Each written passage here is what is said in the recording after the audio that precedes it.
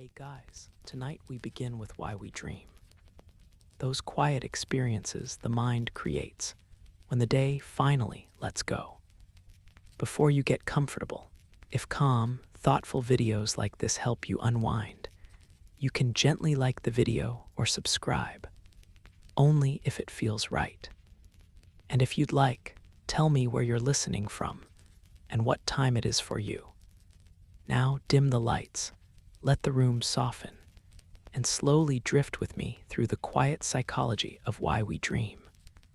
There's a place the mind goes when the body finally rests, a space neither fully remembered nor entirely forgotten. It exists somewhere between the weight of the day and the softness of morning, and every night, without announcement or permission, you enter it. This place is dreaming, and though you may not always recall what happens there, your mind returns to it with the faithfulness of tide to shore. Tonight, as the world outside grows still and the light fades gently from the edges of your room, we begin our slow descent into this quiet world, not to analyze it harshly or pull it apart, but simply to drift alongside it, to understand, in the softest way possible, why the sleeping mind creates these nocturnal landscapes, why it builds stories from silence, why it speaks in images when words have been set aside for the night. Dreaming is not an interruption of rest. It is part of the rest itself, a continuation of consciousness in another form. And though science has spent decades mapping the structures and rhythms of sleep, the experience of dreaming remains deeply personal. It belongs to you alone. No one else can see what you see when your eyes close. No one else can feel the weight of a dream emotion or hear the voice that calls to you from some forgotten memory. And yet, paradoxically, dreaming is also universal. Every human being who has ever lived has dreamed. Across continents and centuries, across languages and cultures, the sleeping mind has wandered into this interior world. It is one of the most private experiences we have, and also one of the most shared. You do not need to do anything to dream. You do not need to prepare or practice. The mind knows how. It has always known. From the very first nights of your infancy, your brain has been weaving together fragments of sensation and emotion into the fabric of dreams. Even before language arrived, even before you knew what a dream was, your mind was already there, quietly building its inner theater. And it will continue night after night for as long as you live. This is not something you control. It is something that happens to you, with you, through you.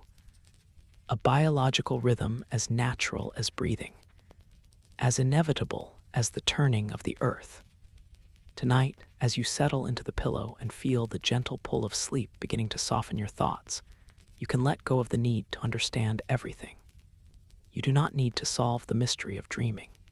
You do not need to decode every symbol or analyze every narrative.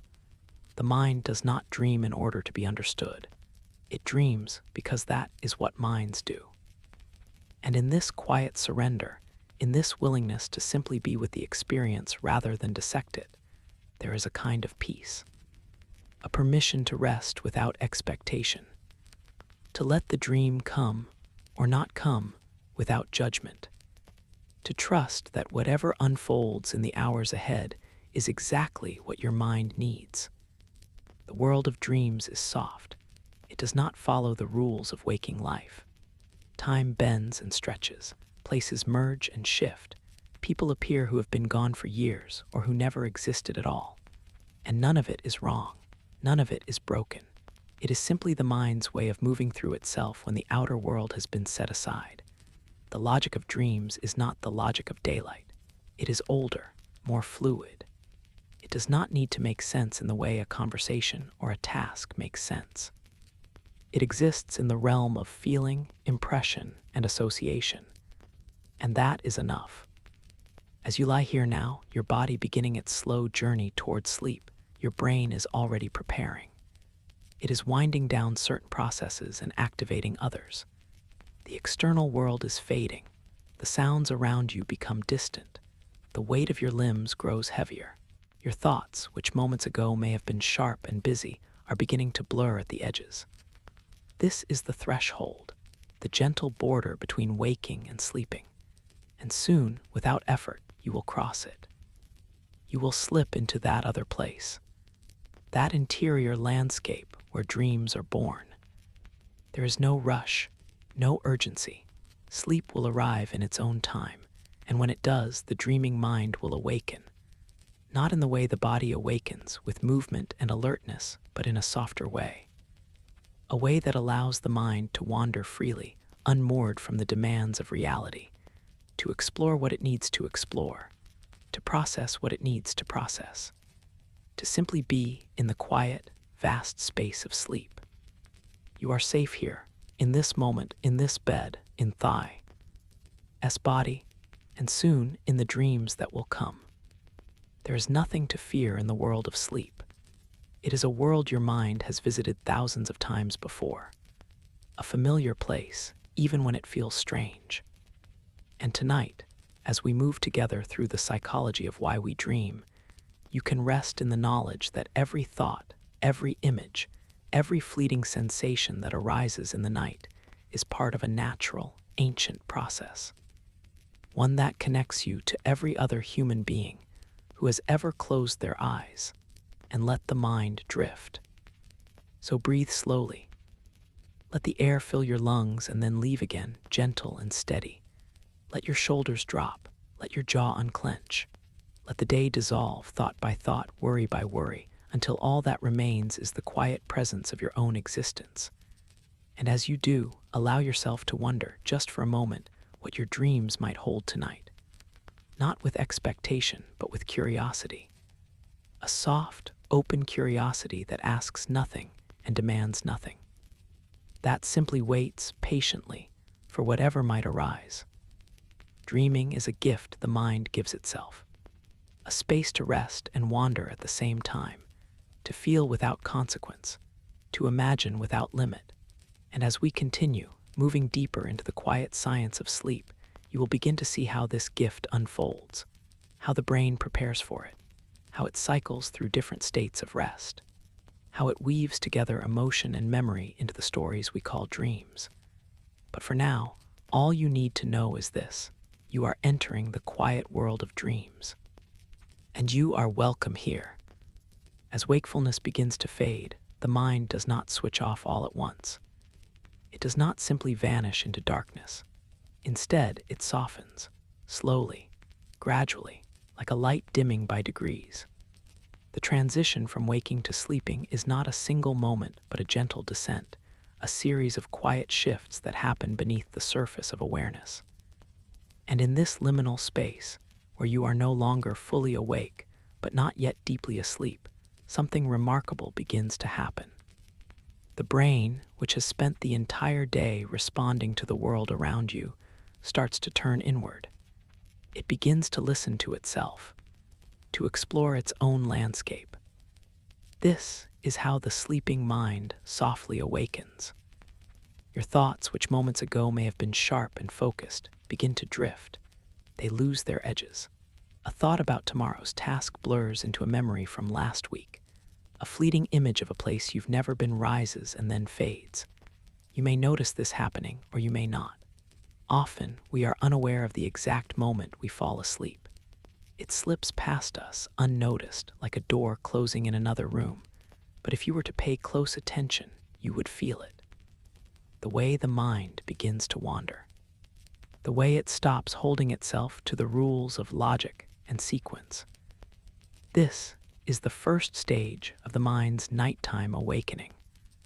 In this early phase of sleep, the brain slows its electrical rhythms. During waking hours, your brain waves are fast and active, reflecting the constant stream of information being processed. But as you relax into rest, these waves begin to lengthen. They become slower, deeper, like the breath of someone entering a meditative state. This slowing is not a loss of activity. It is a different kind of activity, a shift from outward engagement to inward reflection. The brain is still very much alive, still very much working. It is simply working in a different mode. transition is guided by ancient structures deep within the brain. Regions that regulate arousal and alertness begin to quiet. Neurotransmitters that keep you awake start to withdraw, and in their place, other chemicals rise. Ones that promote relaxation, calm, and eventually sleep. This is not a battle. It is a choreographed dance, a biological rhythm that has been refined over millions of years. Your body knows how to do this. It does not need your help. It does not need your conscious effort. It simply needs your permission to let go. As you descend further, you may experience strange sensations. A sudden jerk of the limbs, a feeling of falling, a flash of sound or color that seems to come from nowhere. These are called hypnagogic experiences, and they are completely normal. They occur at the border between waking and sleeping, when the brain is still partially aware, but no longer fully in control. The rational mind, which usually filters and organizes perception, begins to loosen its grip. And in that loosening, fragments of thought and sensation can bubble up, unfiltered and strange. But there is nothing to worry about. These are simply the first whispers of the dreaming mind, the first signs that the inner world is beginning to stir. In this state, the boundary between thought and dream becomes porous. You may find yourself thinking about something perfectly ordinary, and then suddenly, without realizing it, that thought has transformed into an image, a place, a scene. You are no longer thinking about the thin. You are experiencing it. This is the subtle magic of the sleeping mind. It does not announce its arrival. It does not say, "Now you are dreaming." It simply draws you in gently until you are already there. The brain's nighttime awakening is also marked by a change in how information is processed. During the day, your mind is focused on the external world, on tasks, conversations, decisions. It is goal-oriented and linear, but as sleep approaches, this focus dissolves. The mind becomes less interested in what is outside and more interested in what is inside. It begins to replay moments from the day, not in perfect order, not with perfect clarity, but in fragments, in impressions. A face you saw on the train, a sentence someone said, a feeling that lingered after a conversation ended. These fragments float through the mind like leaves on water, unforced, unstructured, just drifting. This is not random. The brain is beginning its work of integration, of taking the raw material of experience and sorting it, connecting it, making sense of it in its own way. But this work is not conscious. You are not aware of it happening. It occurs beneath the threshold of awareness, in the quiet background of sleep. And it is in this process that dreams begin to form. The mind takes these fragments, these impressions, and begins to weave them together. Not into a logical narrative, but into something more fluid, something more symbolic, something that feels real even though it is not. As the brain moves deeper into sleep, different regions begin to communicate in new ways. The prefrontal cortex, which is responsible for logic, planning, and self-control, starts to quiet. It takes a step back, and in its absence, other areas become more active. The limbic system, which governs emotion, comes to the forefront. The visual cortex, which processes sight, begins to fire in patterns similar to waking vision, even though your eyes are closed. The result is a mind that feels and sees, but does not analyze.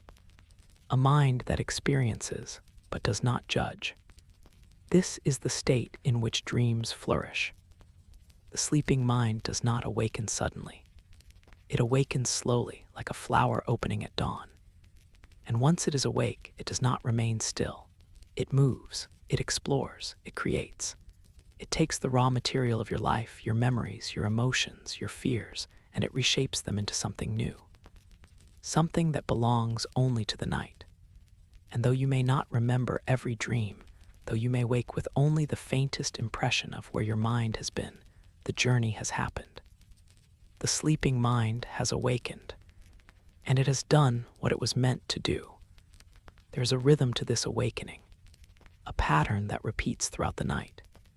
You do not fall into sleep and remain there, static and unchanging.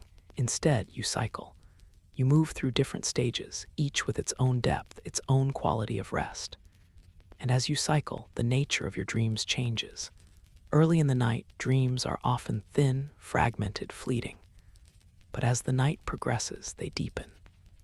They become richer, more vivid, more emotionally resonant. This is because the brain is gradually increasing the amount of time it spends in REM sleep, the stage most associated with dreaming. And with each cycle, the sleeping mind awakens a little more fully. But even in the earliest stages, even in the lightest moments of sleep, there is a kind of awareness. Not the sharp, focused awareness of waking life, but a diffuse, ambient awareness. A sense that something is happening, that the mind is moving through something, even if you cannot quite name what it is. This is the awakening of the dreaming self, the part of you that exists only at night, that speaks only in images and feelings, that has no need for words or logic. And as you drift deeper into sleep, this self grows stronger, more present, more alive. There's no effort required on your part. You do not need to try to dream. You do not need to try to awaken the sleeping mind. It awakens on its own, guided by ancient rhythms and biological imperatives. All you need to do is rest, to let go, to trust that the mind knows what it is doing. And as you do, as you surrender to the slow, soft pull of sleep, the dreaming mind will rise. It will take over, and you will be carried into a world that is entirely your own. So breathe. Let the air move through you, slow and steady. Let your body sink into the surface beneath you. Let the sounds of the room fade into the background. And as you do, notice the subtle shifts happening within. The way your thoughts are beginning to blur. The way the edges of reality are softening. This is the sleeping mind gently awakening, and you are safe here. You are held. You are exactly where you need to be. Sleep is not a single state. It is not one unbroken stretch of unconsciousness that lasts from the moment you close your eyes until the moment you open them again. Instead, sleep is a journey. A cyclical journey that repeats itself several times each night, moving through distinct stages, each with its own purpose, its own quality, its own rhythm. These are the brain's nighttime rhythms, and within them, dreams rise and fall like gentle waves, appearing in some stages and receding in others. Understanding these rhythms does not require effort or concentration. It simply requires a soft awareness, an openness to the idea that sleep, like all natural processes, has its own order, its own quiet intelligence. When you first close your eyes and drift into sleep, you enter the lightest stage. This is the threshold we have already crossed together, a place where the mind is still loosely tethered to waking awareness, but beginning to let go. In this stage, sleep is fragile. A sound, a thought, a sudden shift in temperature can pull you back to wakefulness. But if the environment remains calm, if the mind is allowed to continue its descent, you move deeper into the second stage of sleep. This is where the majority of your night is spent. A state of rest that is deeper than the threshold, but not yet the deepest sleep your body can achieve. In this second stage, the brain continues to slow. The body relaxes further, heart rate decreases, breathing becomes more regular. The muscles, which may have been tense from the day's activities, begin to release their holding. And though you are not aware of it, the brain is doing something remarkable. It is producing sudden bursts of activity called sleep spindles. These are brief, rapid oscillations of electrical energy that sweep across the brain.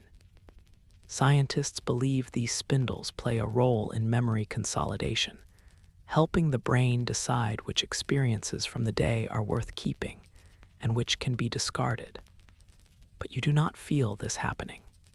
You are simply resting, simply drifting. After some time in this stage, the brain moves even deeper. into what is called slow-wave sleep. This is the deepest, most restorative stage of sleep, the stage where the brain waves are at their longest, slowest, most rhythmic. If you were to measure the electrical activity of the brain during this stage, it would look almost meditative. Long, rolling waves of activity moving across the cortex like the slow breath of the ocean. This is the sleep of true rest, the sleep that restores the body, that heals tissues, that replenishes energy. And it is here, in this deep, quiet place, that the mind is most removed from the waking world. Dreams can occur in slow-wave sleep, but they are different from the dreams that come later. They are often vague, thought-like, lacking the vivid imagery and narrative structure that we typically associate with dreaming. They feel more like impressions, like the mind gently turning something over, considering it without urgency. These are the quiet dreams, the ones that rarely stay with us into waking, but they are dreams nonetheless. Evidence that even in the deepest rest, the mind is never entirely still.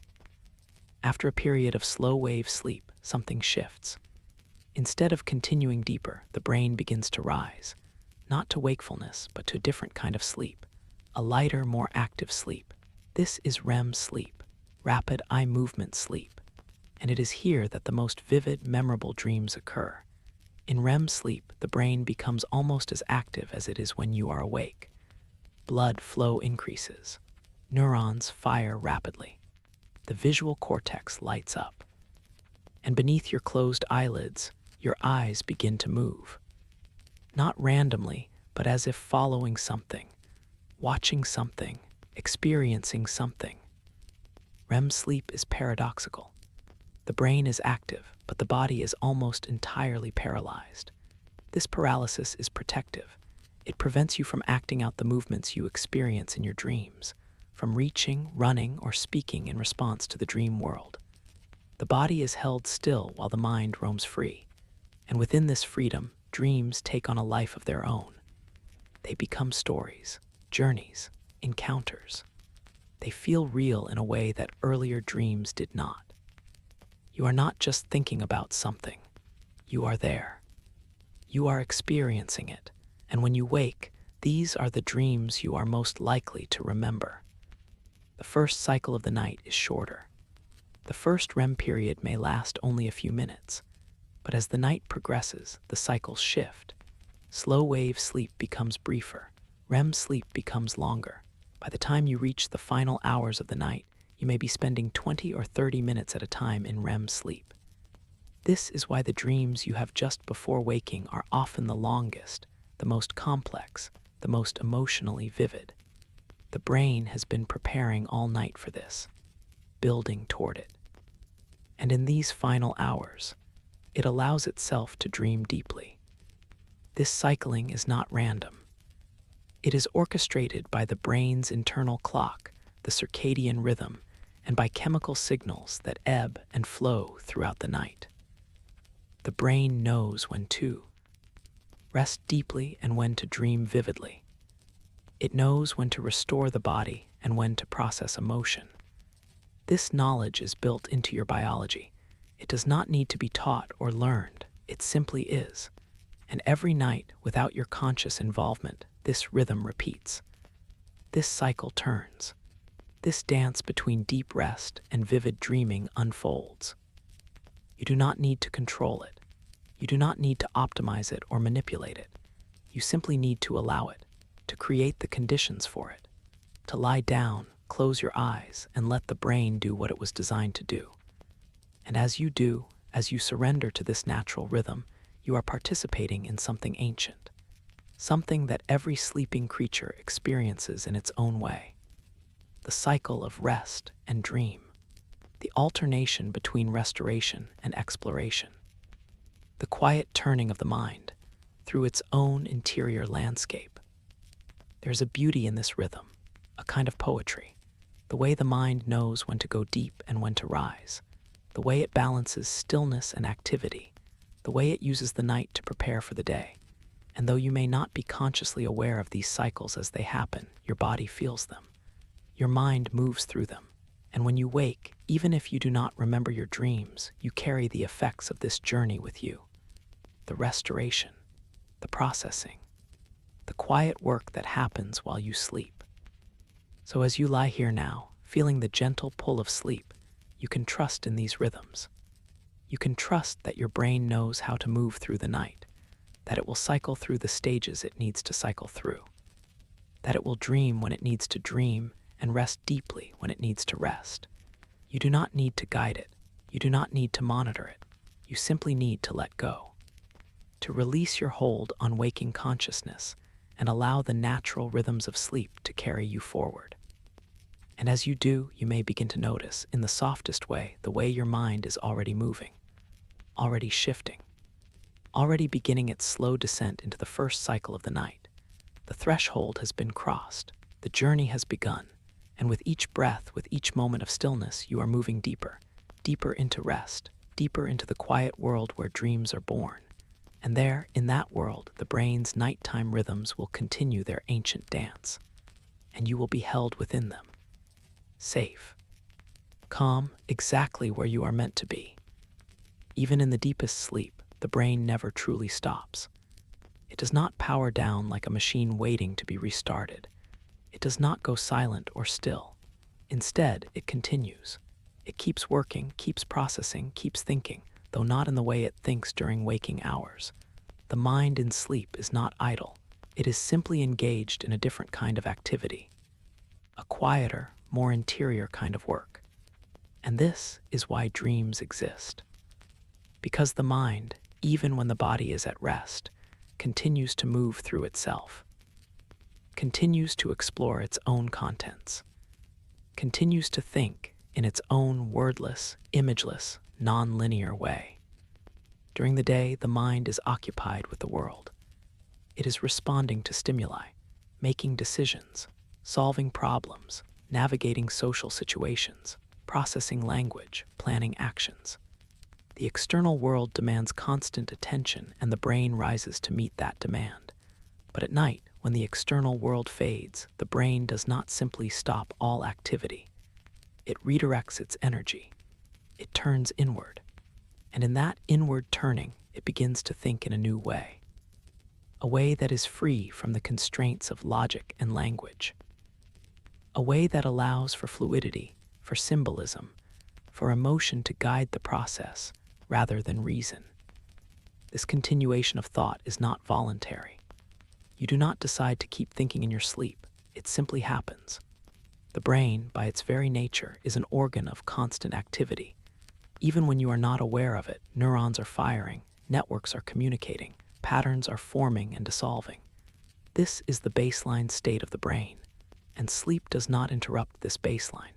It simply changes the context, changes the content, changes the way information is processed and integrated. One reason the mind continues to think in sleep is that it has work to do, work that cannot be done during waking hours. The waking mind is focused on the present moment, on what is happening right now. But the sleeping mind has the luxury of time. It can revisit the past. It can sort through memories, emotions, experiences. It can make connections that the waking mind, with its focus on immediate tasks, might miss. And it can do this without interruption, without the noise of the external world pulling it away from its internal work. This work is not always conscious. In fact, it is rarely conscious. You do not wake up feeling like you have spent the night organizing your memories or processing your emotions, but the work has been done nonetheless. The brain has been quietly sorting, filing, integrating. And dreams are one of the ways this work becomes visible.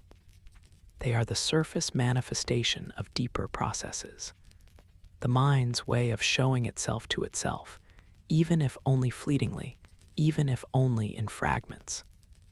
Another reason the mind continues to think in sleep is that it is biologically programmed to do so.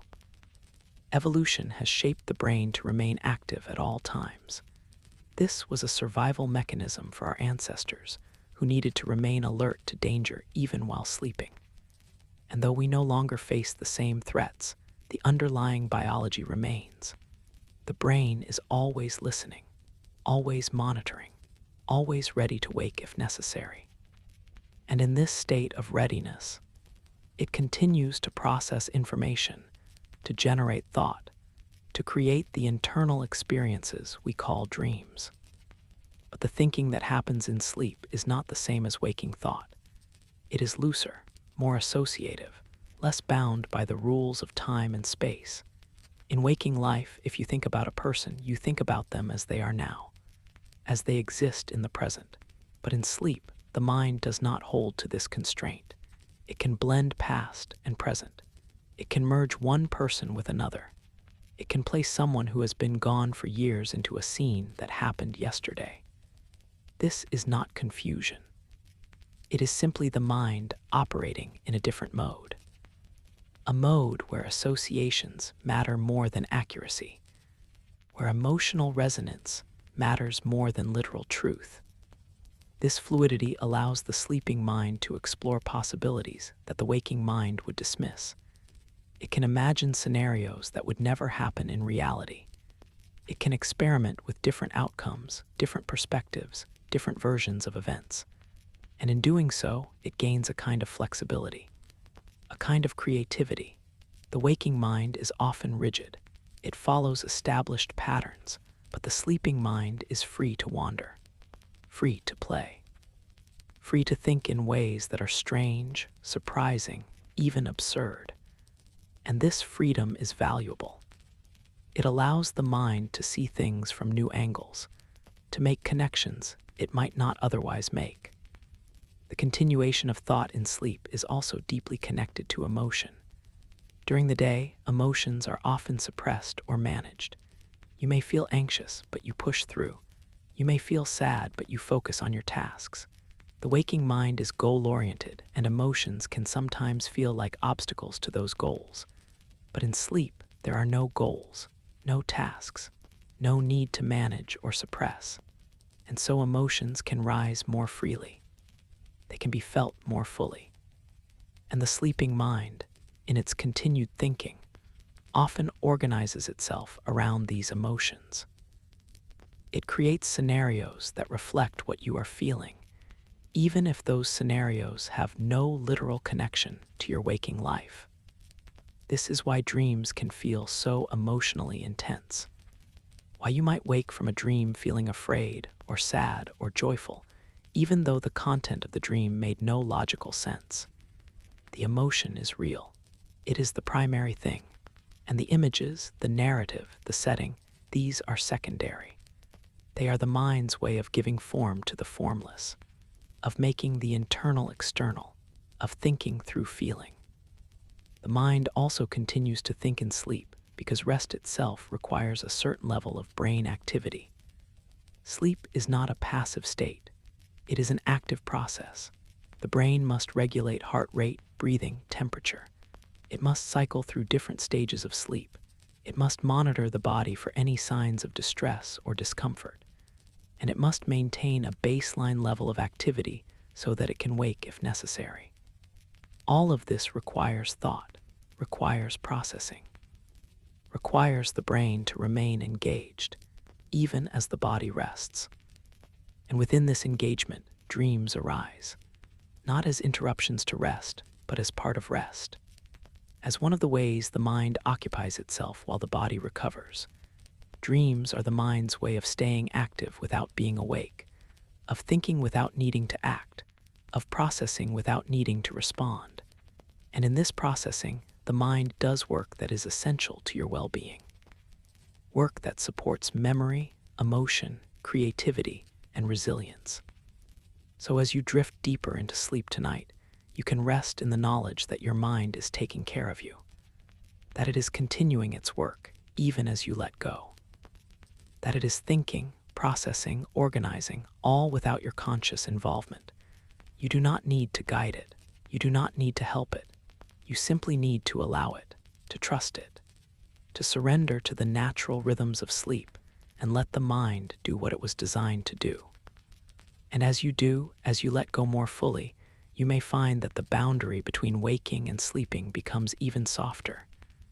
that the thoughts you were holding begin to dissolve, that the concerns of the day lose their urgency, and in their place, something else arises, something quieter, something deeper, the continued thought of the sleeping mind, the gentle, wordless work that happens beneath the surface of awareness.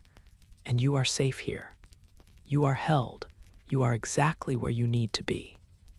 Dreams are not recordings of the day. They are not replays of events played back in perfect sequence while you sleep. Instead, they are something softer, something more impressionistic. They are echoes, gentle emotional echoes that ripple through the sleeping mind, carrying not the facts of your waking life, but the feelings, the tone, the undercurrents that ran beneath your conscious awareness throughout the day.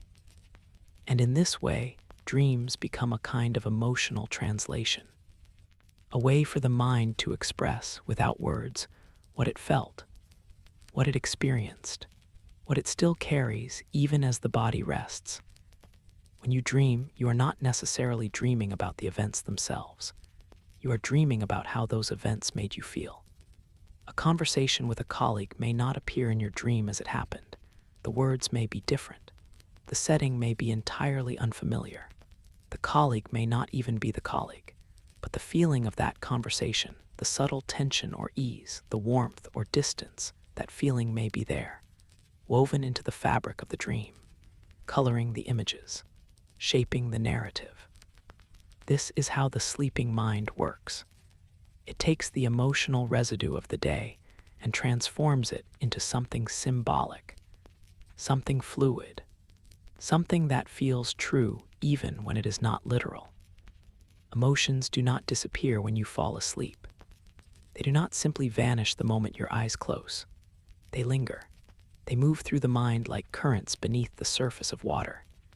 And as you descend into sleep, as the logical, language-based parts of the brain quiet, these emotions come to the forefront. They become the primary material the dreaming mind works with. Not thoughts, not plans, not memories in their factual form, but feelings. Raw, unfiltered, often unnamed feelings. And the brain, in its dreaming state, tries to make sense of these feelings, tries to give them shape, tries to understand them by creating scenarios, images, and experiences that embody what is being felt. This is why dreams can feel so emotionally intense. Why you might wake from a dream feeling a fear that has no clear source, or a joy that seems disconnected from any particular event. The emotion is the dream. The images are simply the way the mind tries to illustrate it, to give it form, to make the invisible visible. And though the images may not make logical sense, though they may seem random or bizarre, they are not random. They are deeply connected to what you are feeling, to what your emotional self is processing while your rational self rests. Consider a day filled with subtle stress. Nothing dramatic, no single crisis, just a steady undercurrent of tension. A sense of being slightly overwhelmed, slightly stretched thin. During the day, you may not fully acknowledge this feeling. You may push through, stay focused, keep moving, but the feeling is there. And when you sleep, when the mind is no longer distracted by tasks and responsibilities, that feeling rises. And the dream that emerges may not be about work or deadlines. It may be about missing a train, or searching for something lost, or walking through a place that feels unstable.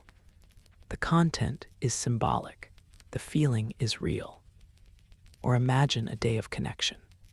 A day when you felt seen, heard, understood. A conversation that left you feeling warm. A moment of laughter. A gesture of kindness. Again, the dream may not replay that conversation. It may not feature the person you spoke with.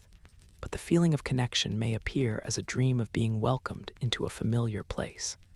Of finding something you had been looking for. Of moving through a landscape that feels safe and open. The mind is not documenting the day. It is translating it, turning experience into emotion and emotion into image. This is why two people can experience the same event and dream entirely different dreams about it, because the event itself is not what matters to the dreaming mind.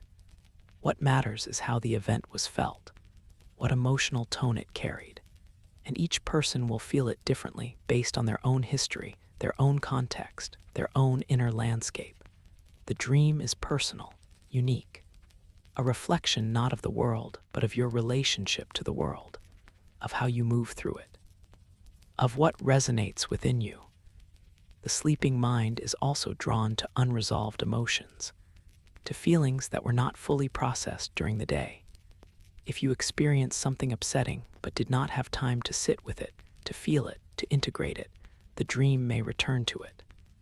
Not in a literal way, but in a symbolic one.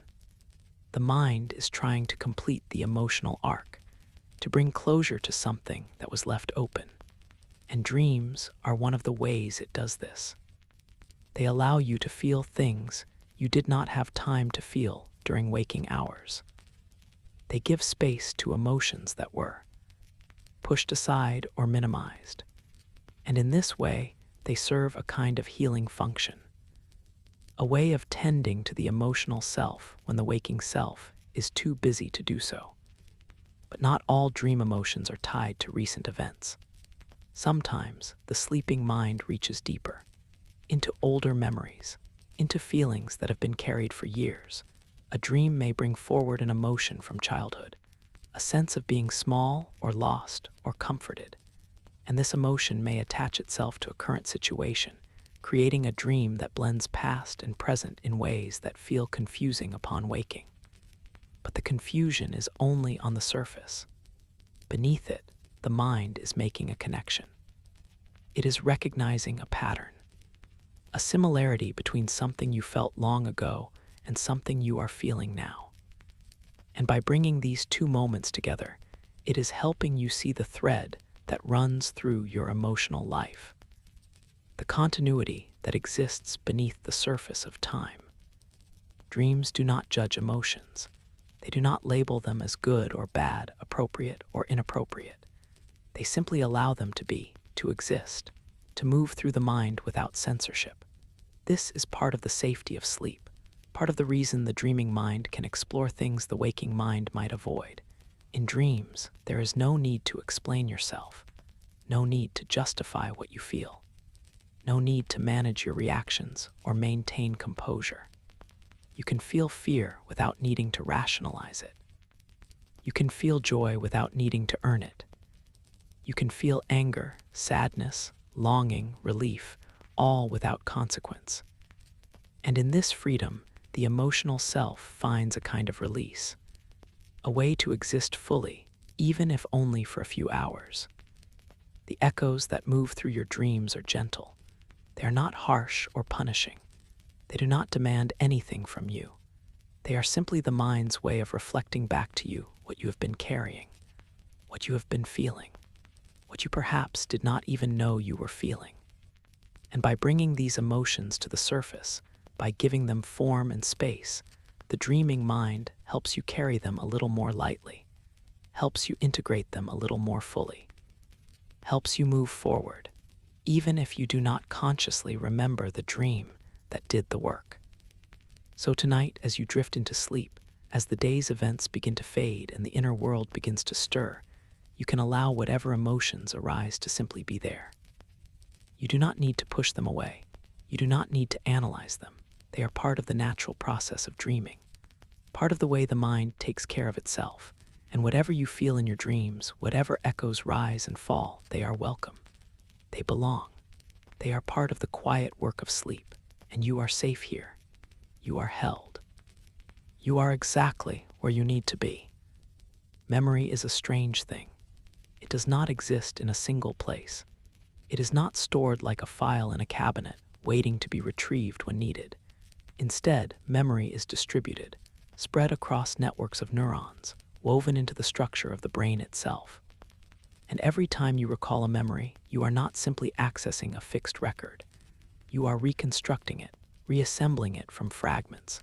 And in that reassembly, the memory can change, can shift, can be influenced by what you are feeling now, by what you have learned since, by the context in which you are remembering. Memory is fluid, living, always in motion. And sleep, it seems, plays a crucial role in how memories are shaped, strengthened, and stored.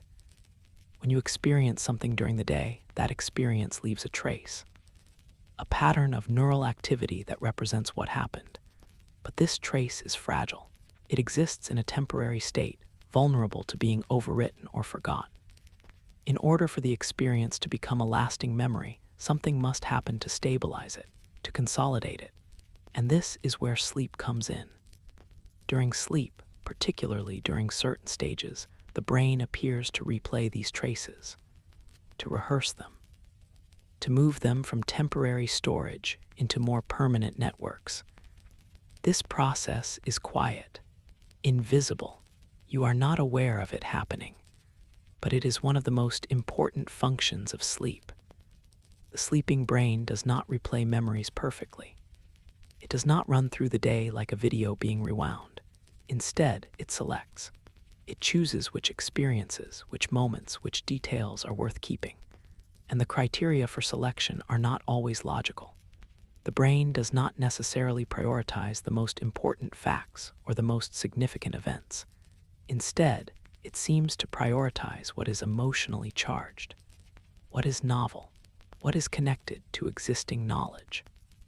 The things that matter to you on some deep, often unconscious level are the things that get woven into the fabric of long-term memory.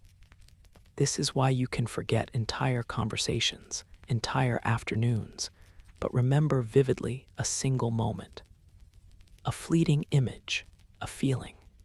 The brain is not a passive record. It is an active interpreter, and during sleep, it interprets your day. It decides what to hold onto and what to let go. And in this process, dreams may serve as a kind of rehearsal space, a place where memories are tested, examined, connected to other memories, and either strengthened or allowed to fade. There's a structure deep in the brain called the hippocampus. It is small, curved, shaped like a seahorse, and it is essential for forming new memories. During the day, the hippocampus is constantly encoding new information, new faces, new places, new facts, but it cannot hold all of this information indefinitely. It is a temporary storage space, and during sleep, the hippocampus begins to communicate with the cortex, the outer layer of the brain where long-term memories are stored. This communication happens in waves, slow, rhythmic waves of activity that move from the hippocampus to the cortex and back again. And with each wave, information is transferred, stabilized, integrated. This process is most active during slow-wave sleep, the deep, restorative sleep that occurs in the earlier part of the night. During this time, the brain is not creating vivid, narrative dreams. It is doing something quieter, something more fundamental. It is organizing, sorting, deciding what stays and what goes. And though you are not aware of this work, it is happening. Every night, every time you sleep, the brain is tending to your memories like a careful librarian, making sure the things that matter are preserved. But memory consolidation is not just about storing facts. It is also about making connections, about linking new information to what you already know. And this is where dreaming may play a unique role. During REM sleep, when the brain is more active and dreams are more vivid, different areas of the brain begin to communicate in unusual ways. Regions that do not normally interact during waking hours suddenly form connections. And in these connections, new insights can emerge, new understandings, new ways of seeing old information. This is why sleep is so often associated with creativity, with problem solving, with the feeling of waking up with a solution that eluded you the day before. The sleeping brain is not just storing memories. It is reorganizing them, rearranging them, finding new patterns and new meanings. Dreams, in this context, may be the visible side of this reorganization. When the brain is making new connections, when it is linking disparate pieces of information, those connections may surface as dream images, as strange juxtapositions, as scenes that blend elements from different times, different places, different contexts. The dream may not make logical sense, but it reflects the work the brain is doing beneath the surface, the work of integration, of synthesis, of weaving together the threads of experience into a coherent whole. This is not to say that every dream is about memory, or that every memory is processed through dreaming.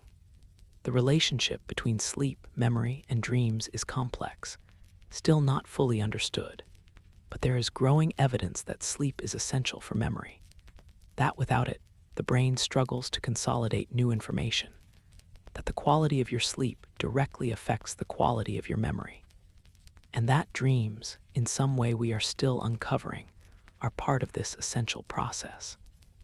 The sleeping brain is also selective in another way.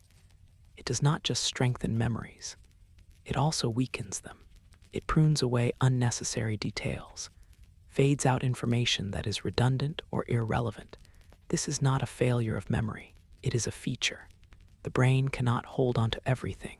It would be overwhelming, paralyzing, so it makes choices. It keeps what is useful and lets the rest dissolve. And in this letting go, there is a kind of mercy, a way of lightening the load, of making space for new experiences, new memories, new learning. As you lie here now, your own brain is preparing to do this work, to tend to the memories of today, to sort through the experiences, the conversations, the moments, to decide what will stay and what will fade. And you do not need to help it. You do not need to consciously review your day or decide what is important. The brain knows. It has its own criteria, its own wisdom. And as you drift deeper into sleep, it will begin its quiet work, organizing, connecting, integrating, all while you rest. There's something comforting in this. The idea that sleep is not just rest, but care. That the brain is taking care of you while you sleep, tending to your memories, making sure that the things that matter are preserved, that the experiences that shaped you are woven into the fabric of who you are, and that the unnecessary weight of every trivial detail is gently released. This is the gift of sleep, not just the restoration of the body, but the curation of the self. The ongoing process of becoming who you are, night after night, dream after dream. So as you settle deeper into rest, as the day fades further and further into the background, you can trust that your memories are being cared for, that the sleeping brain is doing its work, that the librarian is sorting, the weaver is weaving, the curator is curating. And you are simply here, resting, breathing, letting go. And in this letting go, the mind is free to do what it does best, to organize the chaos of experience into something meaningful, something coherent, something that will carry you forward into tomorrow and beyond. There's a paradox at the heart of dreaming. You are asleep, your eyes are closed, you are lying still in a dark room, and yet you are experiencing something. You are seeing places, hearing voices, feeling textures, moving through spaces that do not exist. You are fully immersed in a world that is entirely constructed by your own mind. And while it is happening, it feels real, completely real as any waking experience, sometimes more real. This is one of the most remarkable things about dreams. Not just that they happen, but that they feel so vivid, so convincing, so present. And the question arises softly, like a whisper in the night. Why do dreams feel so real? The answer lies in how the sleeping brain constructs experience. During waking life, your sense of reality is built from sensory input. Your eyes take in light, your ears detect sound, your skin feels pressure and temperature. All of this information flows into the brain, where it is processed and integrated into a coherent perception of the world. This is what it feels like to be awake, to be present in your body, to be experiencing the world around you. But here is the remarkable thing. The brain does not distinguish between sensory information, coming from the outside world and sensory information it generates from within. To the brain, a signal is a signal. A pattern of neural activity is a pattern of neural activity.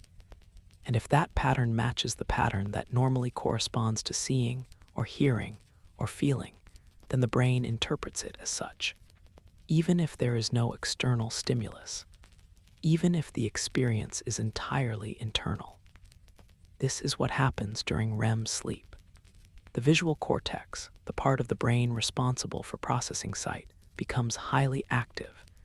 It fires in patterns similar to waking vision.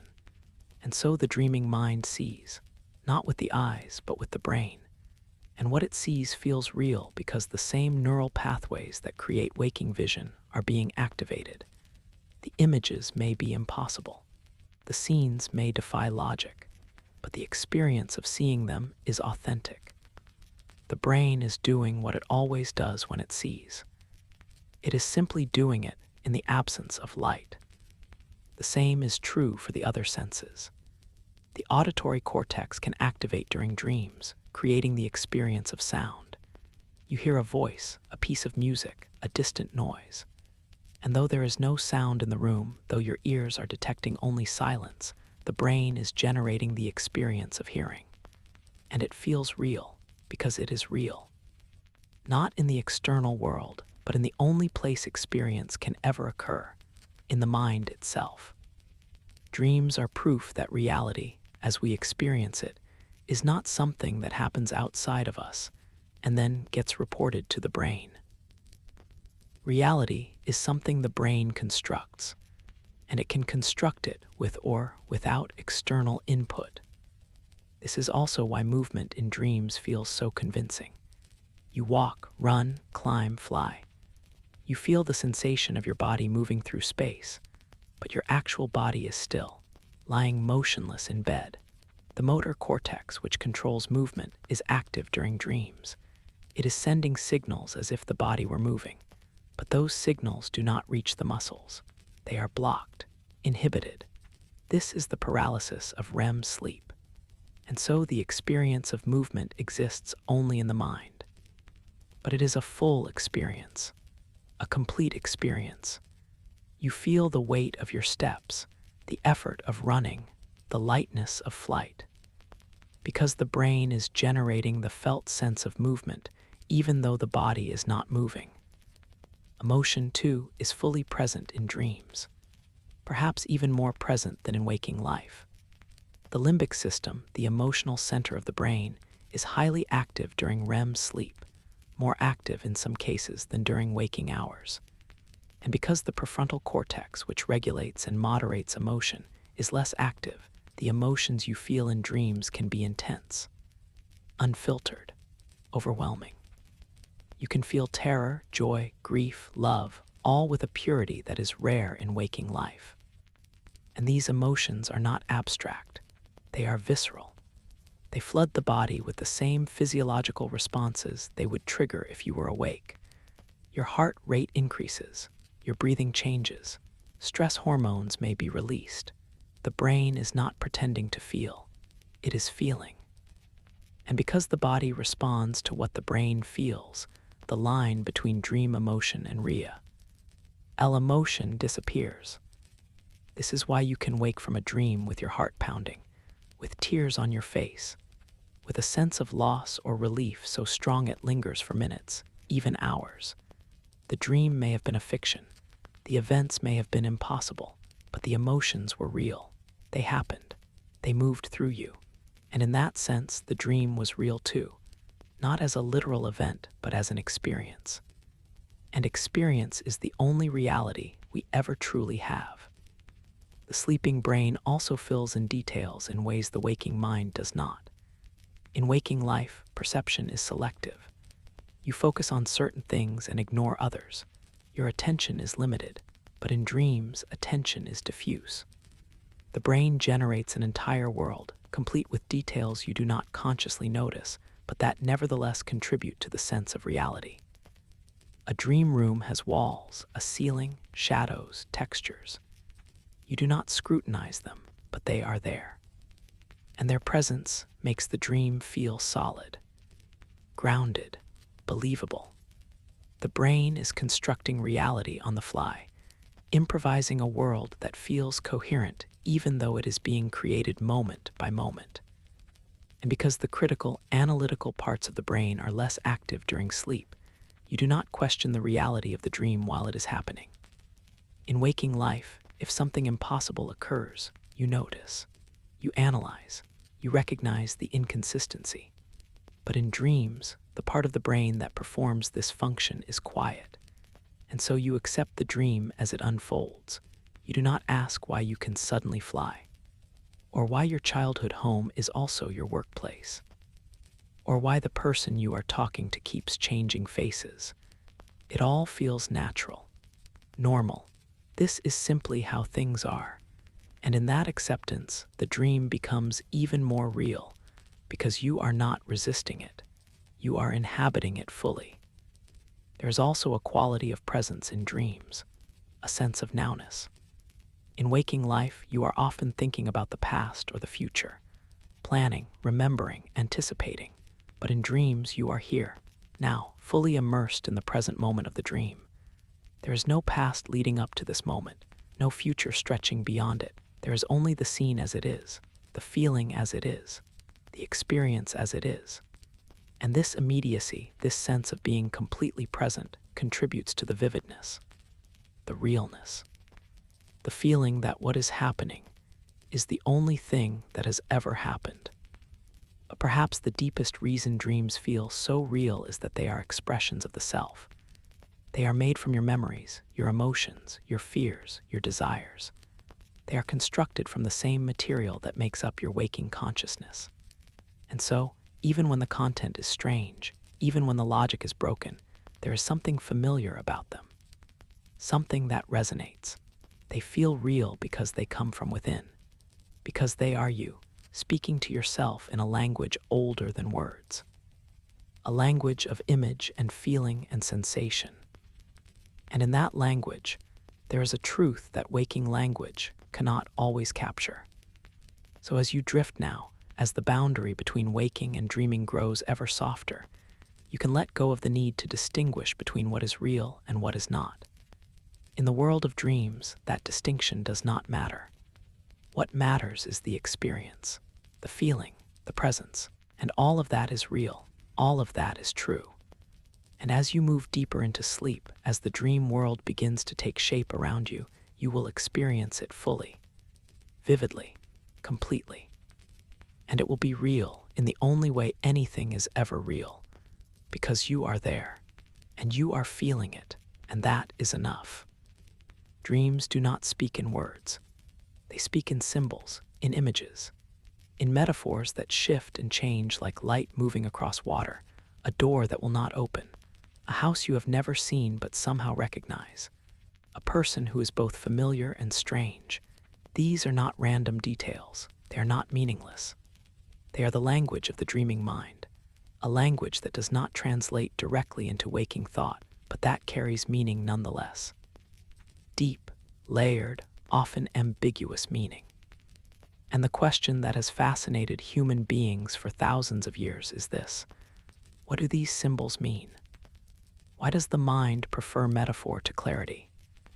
Why does it speak in riddles when it could, in theory, speak plainly?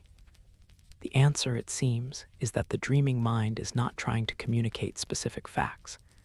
It is trying to convey something broader, something that cannot be reduced to a single statement or interpretation. Symbols allow for multiplicity, for resonance, for a single image to hold many meanings at once. A symbol is not fixed, it is fluid. And this fluidity is essential to the way the sleeping mind works. It is not analyzing, it is not categorizing. It is not following the linear, logical processes of waking thought. It is associating, connecting, weaving together threads of ocean, memory, and sensation in ways that feel true even when they cannot be explained. Consider the image of water in a dream. For one person, water may represent calm, the feeling of being held, supported, at ease. For another, it may represent uncertainty, the sense of being adrift, ungrounded, vulnerable. And for yet another, it may represent something else entirely. A memory of a particular place, a feeling from childhood, a metaphor for emotion itself. The symbol does not have one meaning. It has the meaning you bring to it, the meaning it holds within your own inner landscape. And this is why dream dictionaries, which try to assign fixed meanings to symbols, often miss the point. The meaning of a symbol is not universal. It is personal. It arises from your own life, your own history, your own emotional world. The brain uses symbols because they are efficient. A single image can condense a complex web of associations. A key might represent access, control, freedom, secrecy, potential, or a dozen other things, depending on the context of the dream and the emotional tone surrounding it. The waking mind would need paragraphs to express what the symbol conveys in a single instant. But the dreaming mind does not have time for paragraphs. It moves quickly, fluidly, and symbols allow it to communicate richly, without needing to slow down and explain. Symbols also allow the mind to explore difficult emotions in a way that feels safer than direct confrontation. If you are anxious about something, the dream may not place you in the exact situation that is causing the anxiety. Instead, it may create a symbolic scenario.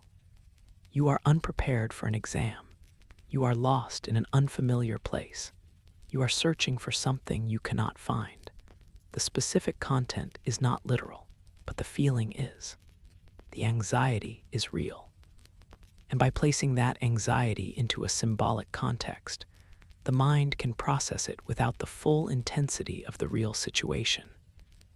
There is a layer of distance, a buffer. And in that buffer, there is room to feel, to explore, to begin to integrate the emotion without being overwhelmed by it. This is not avoidance. It is not denial. It is a form of emotional intelligence. The dreaming mind knows that some things are too difficult to face directly, and so it offers you a metaphor, a way of approaching the feeling indirectly. And in that indirect approach, healing can begin. Understanding can emerge, not as a conscious insight, but as a felt shift, a subtle change in how you hold the emotion, in how it moves through you. The logic of dream symbols is also deeply personal. Your symbols are shaped by your own experiences. If you grew up near the ocean, water in your dreams may carry different associations than if you grew up in a desert. If you have a particular memory attached to a certain place or object, that place or object may appear in your dreams as a symbol for something related to that memory. The mind draws on what it knows, on what it has lived, and it uses that material to construct its symbolic language. This is why two people can dream of the same image and feel entirely different things. The symbol is the same. The meaning is unique. There is also a temporal fluidity to dream symbols.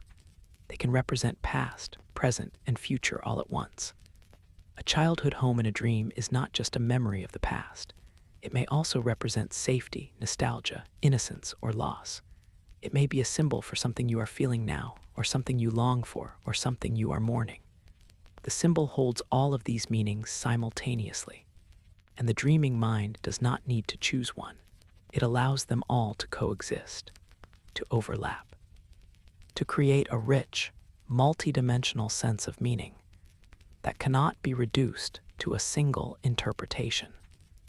This is why dreams often feel profound even when they cannot be explained.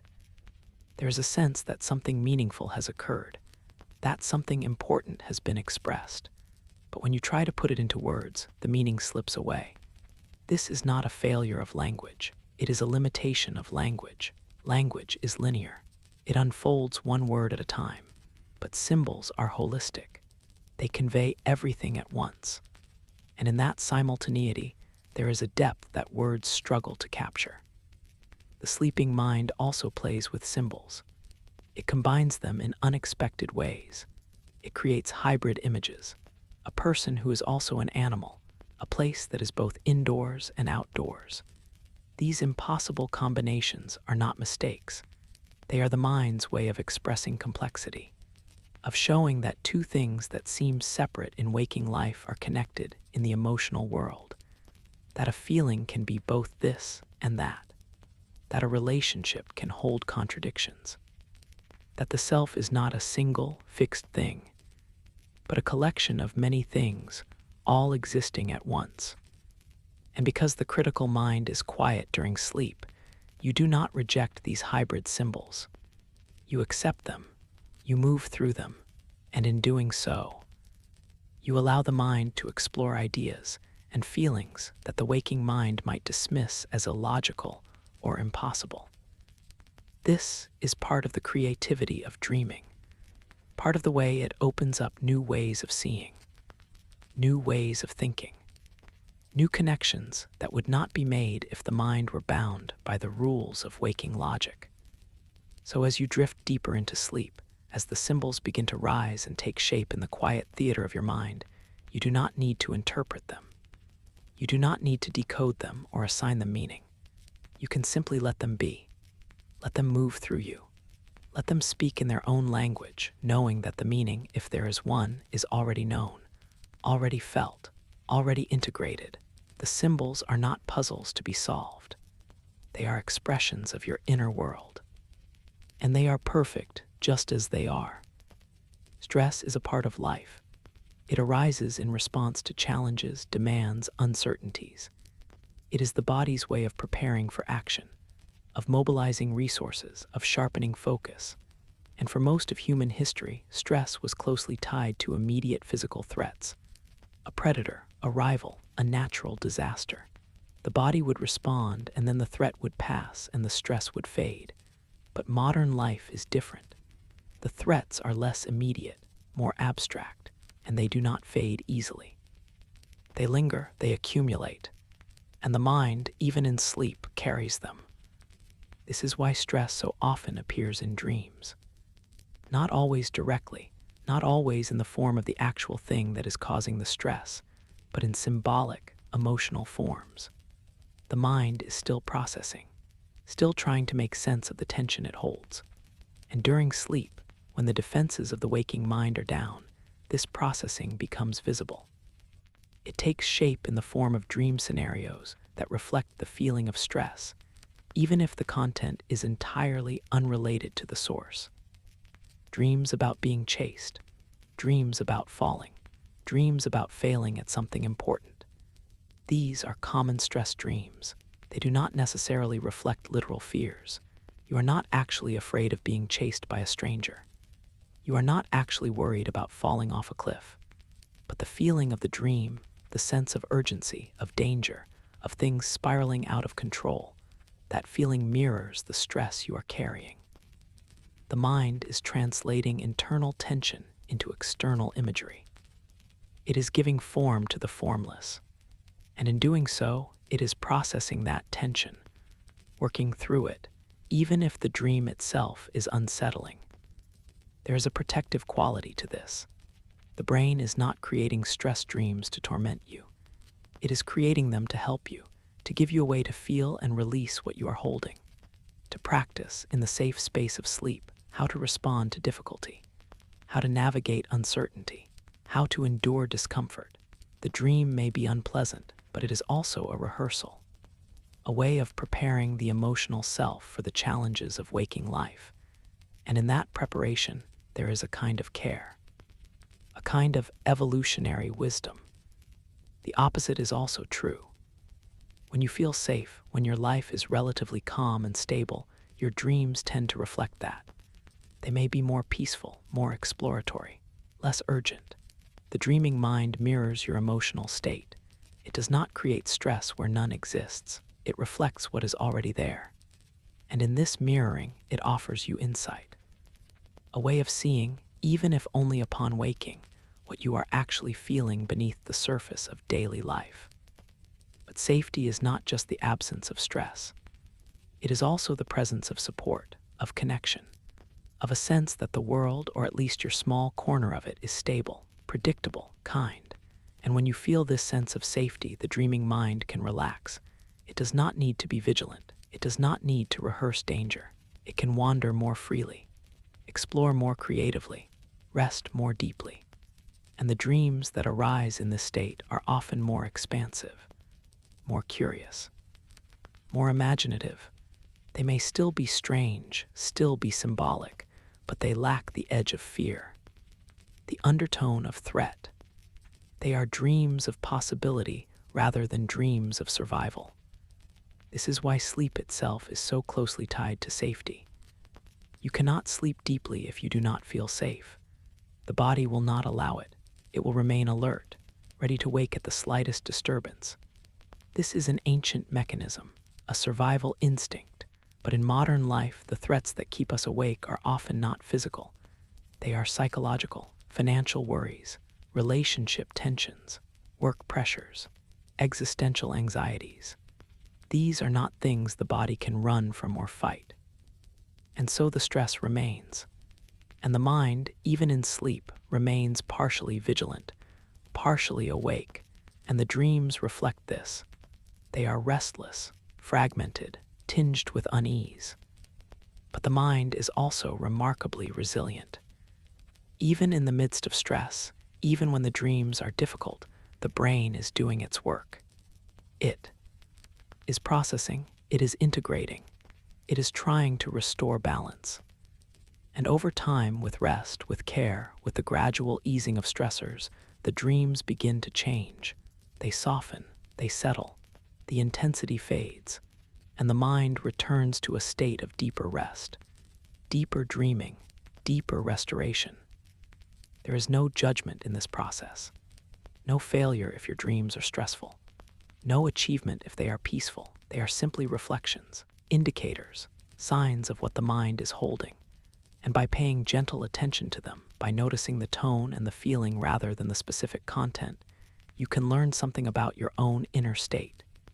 You can see where the tension lives, where the fear resides, where the need for safety is strongest. And with that awareness, you can begin to tend to it, to offer yourself what you need, to create, as much as is possible, the conditions for deeper rest. So tonight, if stress arises in your dreams, if the mind creates scenarios that feel uncomfortable or urgent, know that it is not punishing you. It is helping you. It is giving form to what you are feeling. And in that form, there is the possibility of release, of processing, of letting go. And if the dreams are calm, if they are gentle and exploratory, know that this too is a gift, a sign that the mind feels safe enough to rest, to wander, to simply be. And as you drift deeper now, as the world around you fades further and further into the background, you can trust that whatever arises in the night, the mind is doing what it needs to do. It is caring for you. It is tending to your emotional world. It is processing what needs to be processed. And you are simply here, resting, breathing, held by the quiet safety of sleep. And that is enough. Human beings are natural storytellers. From the earliest days of our species, we have organized our experiences into narratives. We have taken the raw data of life and shaped it into stories with beginnings, middles, and ends, with characters and conflicts and resolutions. This is how we make sense of the world, how we remember, how we communicate, how we understand ourselves and each other. And this impulse, this deep, ancient need to create stories, does not disappear when we sleep. If anything, it intensifies, because the dreaming mind, free from the constraints of reality, becomes the ultimate storyteller. It weaves together fragments of memory, emotion, sensation, and imagination into narratives that feel complete, that feel meaningful.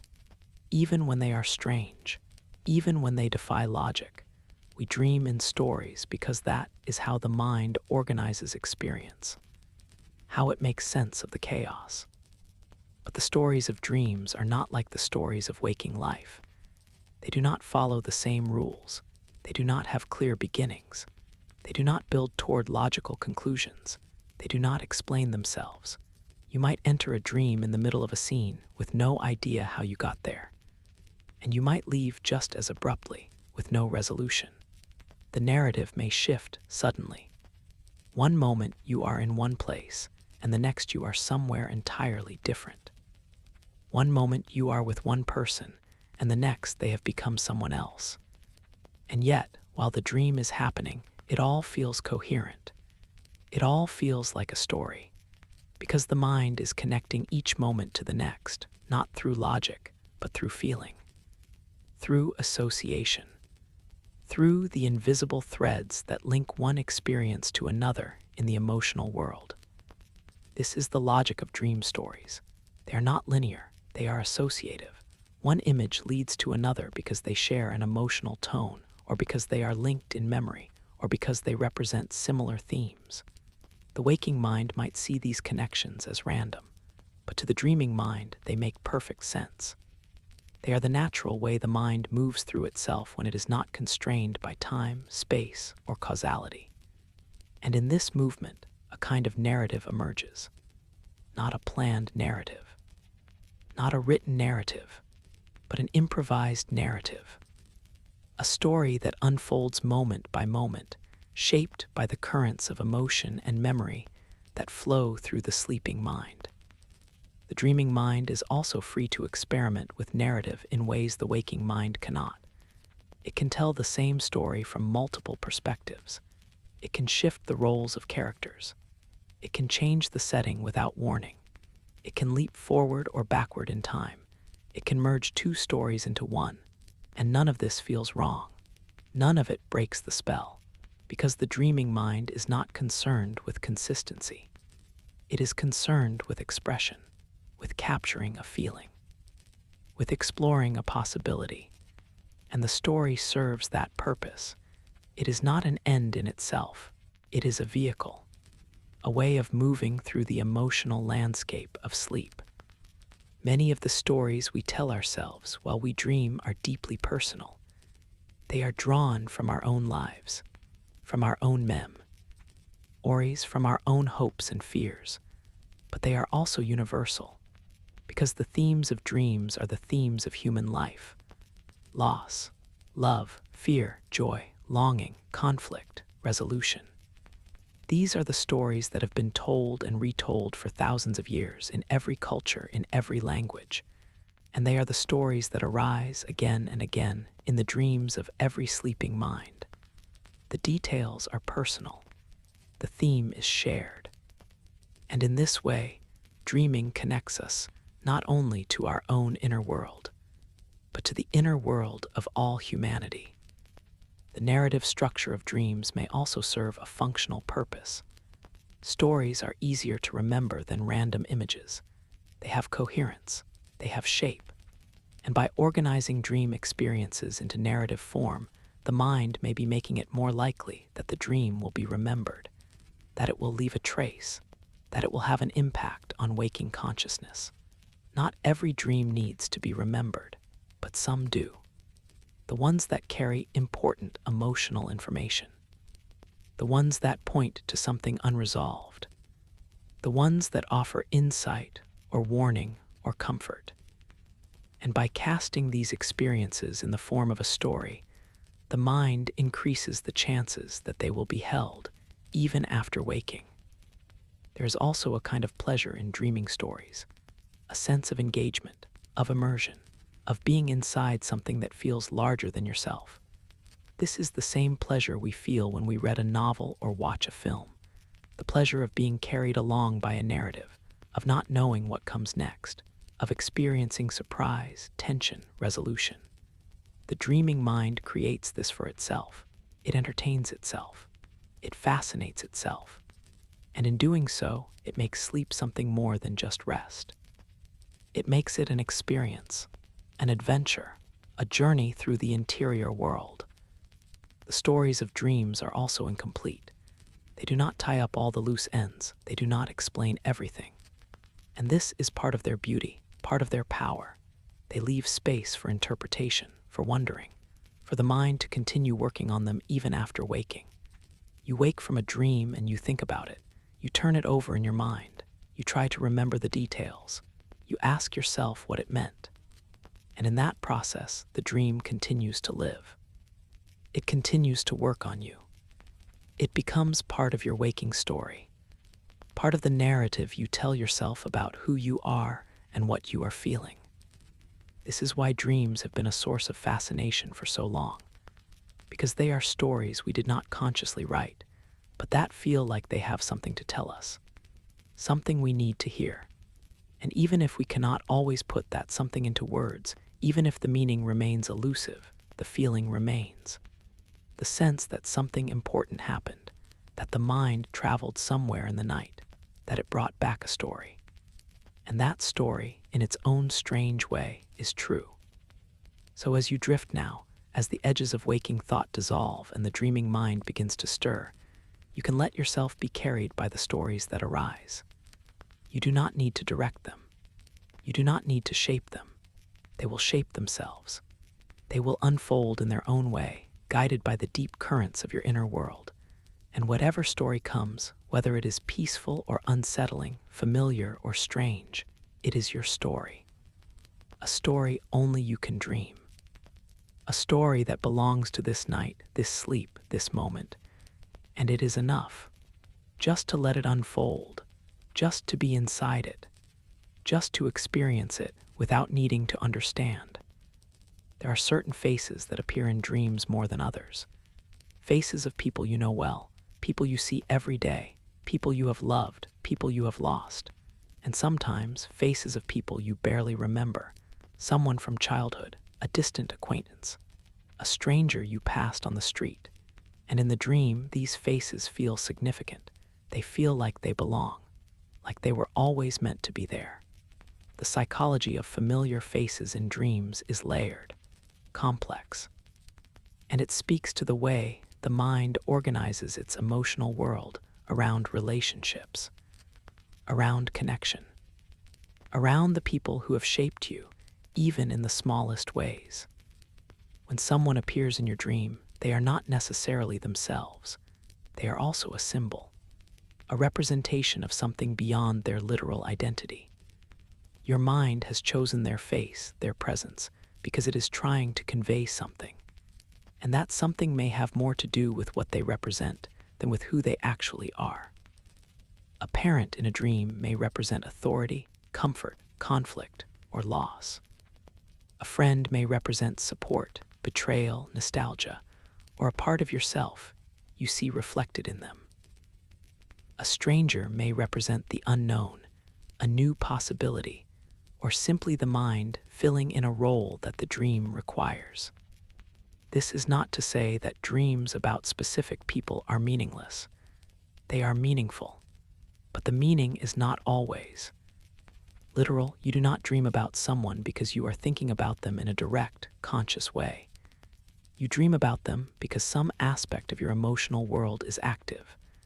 Some feeling is being processed, and the mind reaches for a face, a presence, a person to embody that feeling. The choice is not random. It is guided by association, by memory, by the emotional charge that person carries in your inner world. Familiar faces also provide a sense of continuity. Dreams are often strange, disorienting, full of impossible scenes and shifting landscapes. But a familiar face grounds the dream. It gives you a point of reference, a sense that this experience, however strange, is connected to your waking life, connected to your relationships, connected to the people who matter to you. And in that connection, the dream feels more real, more personal, more meaningful. The people who appear most often in your dreams are usually the people who occupy the most emotional space in your waking life. Not necessarily the people you see most often, but the people who evoke the strongest feelings. Love, anger, longing, guilt, gratitude, fear. The strength of the emotion is what determines whether someone becomes a recurring presence in your dreams. The mind is drawn to what is unresolved, what is still being processed, what still needs attention. And so the faces that appear again and again are often the faces of relationships that hold complexity, that hold something you are still working through. But dreams also bring back faces from the past, people you have not thought about in years, people you have not seen in decades. And when they appear, they often carry with them a feeling from that time in your life, a sense of who you were then, what you were feeling then. The dream is not necessarily about that person. It is about that time, that version of yourself, and the face is simply the doorway. The way the mind accesses that part of your history, that part of your emotional archive. Sometimes the people in your dreams are composites. A person who looks like one person but acts like another. A person who shifts identity mid-dream. This is the mind's way of saying that the dream is not about a specific individual. It is about a role, a dynamic, a pattern that exists across multiple relationships. The mind is not concerned with accuracy. It is concerned with meaning. And by blending faces, by allowing one person to become another, it is showing you the underlying thread, the common element, the theme that runs through your relational life. There is also a tenderness in dreaming of people you love. A way the mind revisits connection, relives moments, imagines futures. Dreams of loved ones are often infused with warmth, with longing, with a sense of presence that feels almost like a visit. And though the dream is not real, though the person is not actually there, the feeling of being with them is real. The comfort is real. The love is real. And in that sense, the dream is a gift, a way of holding onto connection, even in sleep.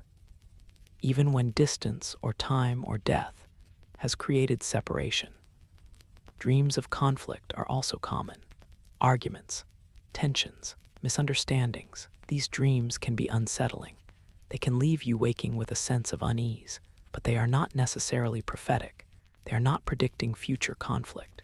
They are processing current emotion. They are giving form to feelings you may be holding about a relationship, feelings you may not have fully acknowledged in waking life. Resentment, hurt, fear of loss. The dream creates a scenario where these feelings can be expressed, can be felt, can begin to be integrated. And sometimes the people in your dreams are simply there because the mind needed to populate a scene. The dream required a character, a companion, a witness, and the mind reached into its database of faces and pulled one forward. There is no deep meaning, no hidden message, just the mind doing what it does, creating a world, filling it with people, making it feel inhabited.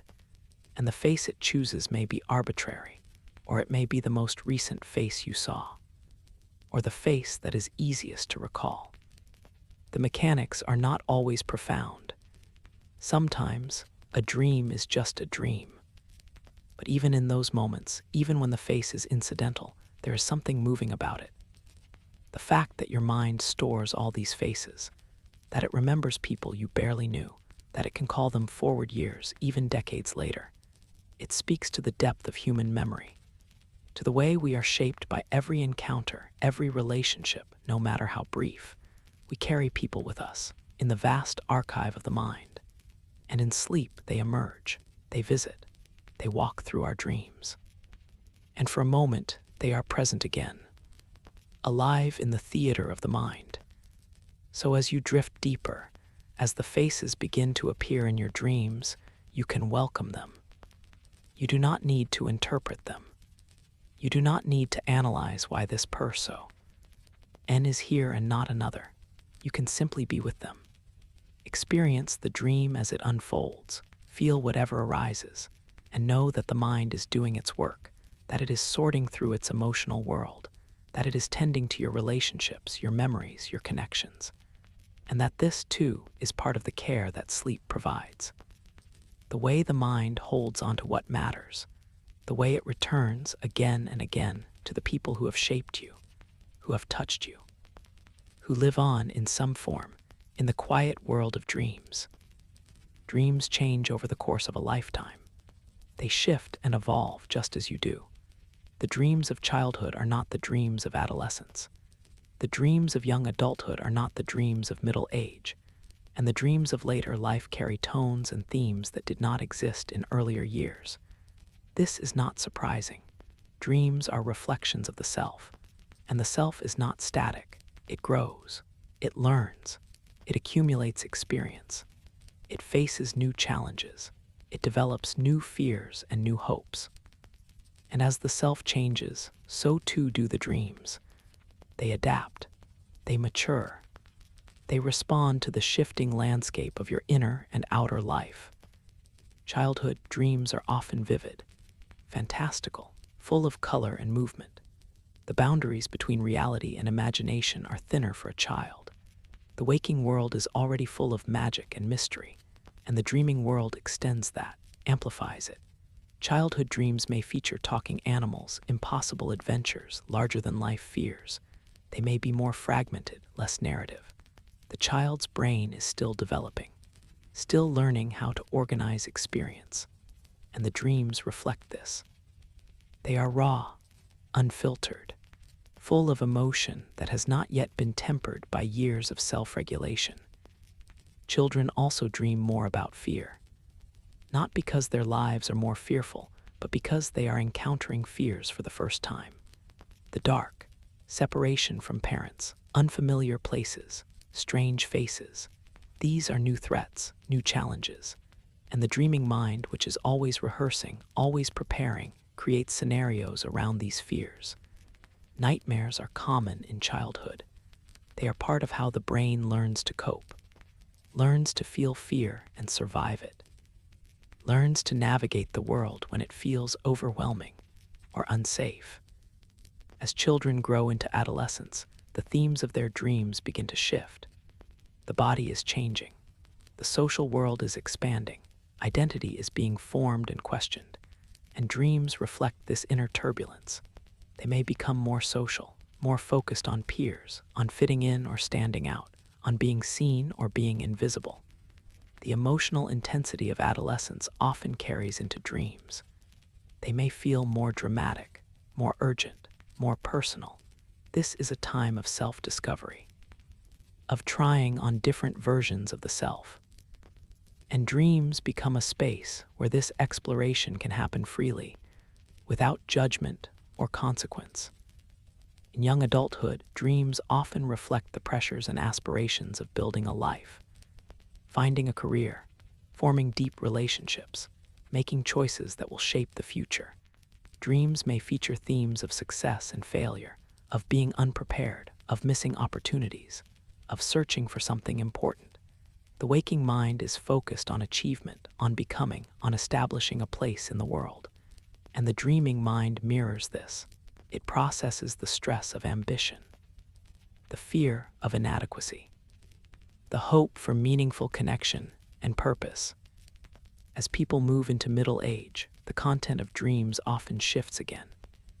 There may be less focus on achievement and more focus on meaning, on relationships, on loss. Middle age is often a time of reckoning, of looking back and looking forward, of noticing time passing, of facing mortality, both your own and that of others. Dreams may feature people from the past, old friends, parents, childhood places. The mind is revisiting, integrating, making sense of the arc of life. There may also be dreams about roads not taken, choices that led to one life rather than another. A kind of gentle mourning for all the possible selves that were never realized. In later life, dreams often become quieter, less urgent. The themes may shift toward reflection, toward memory, toward a sense of continuity and completion.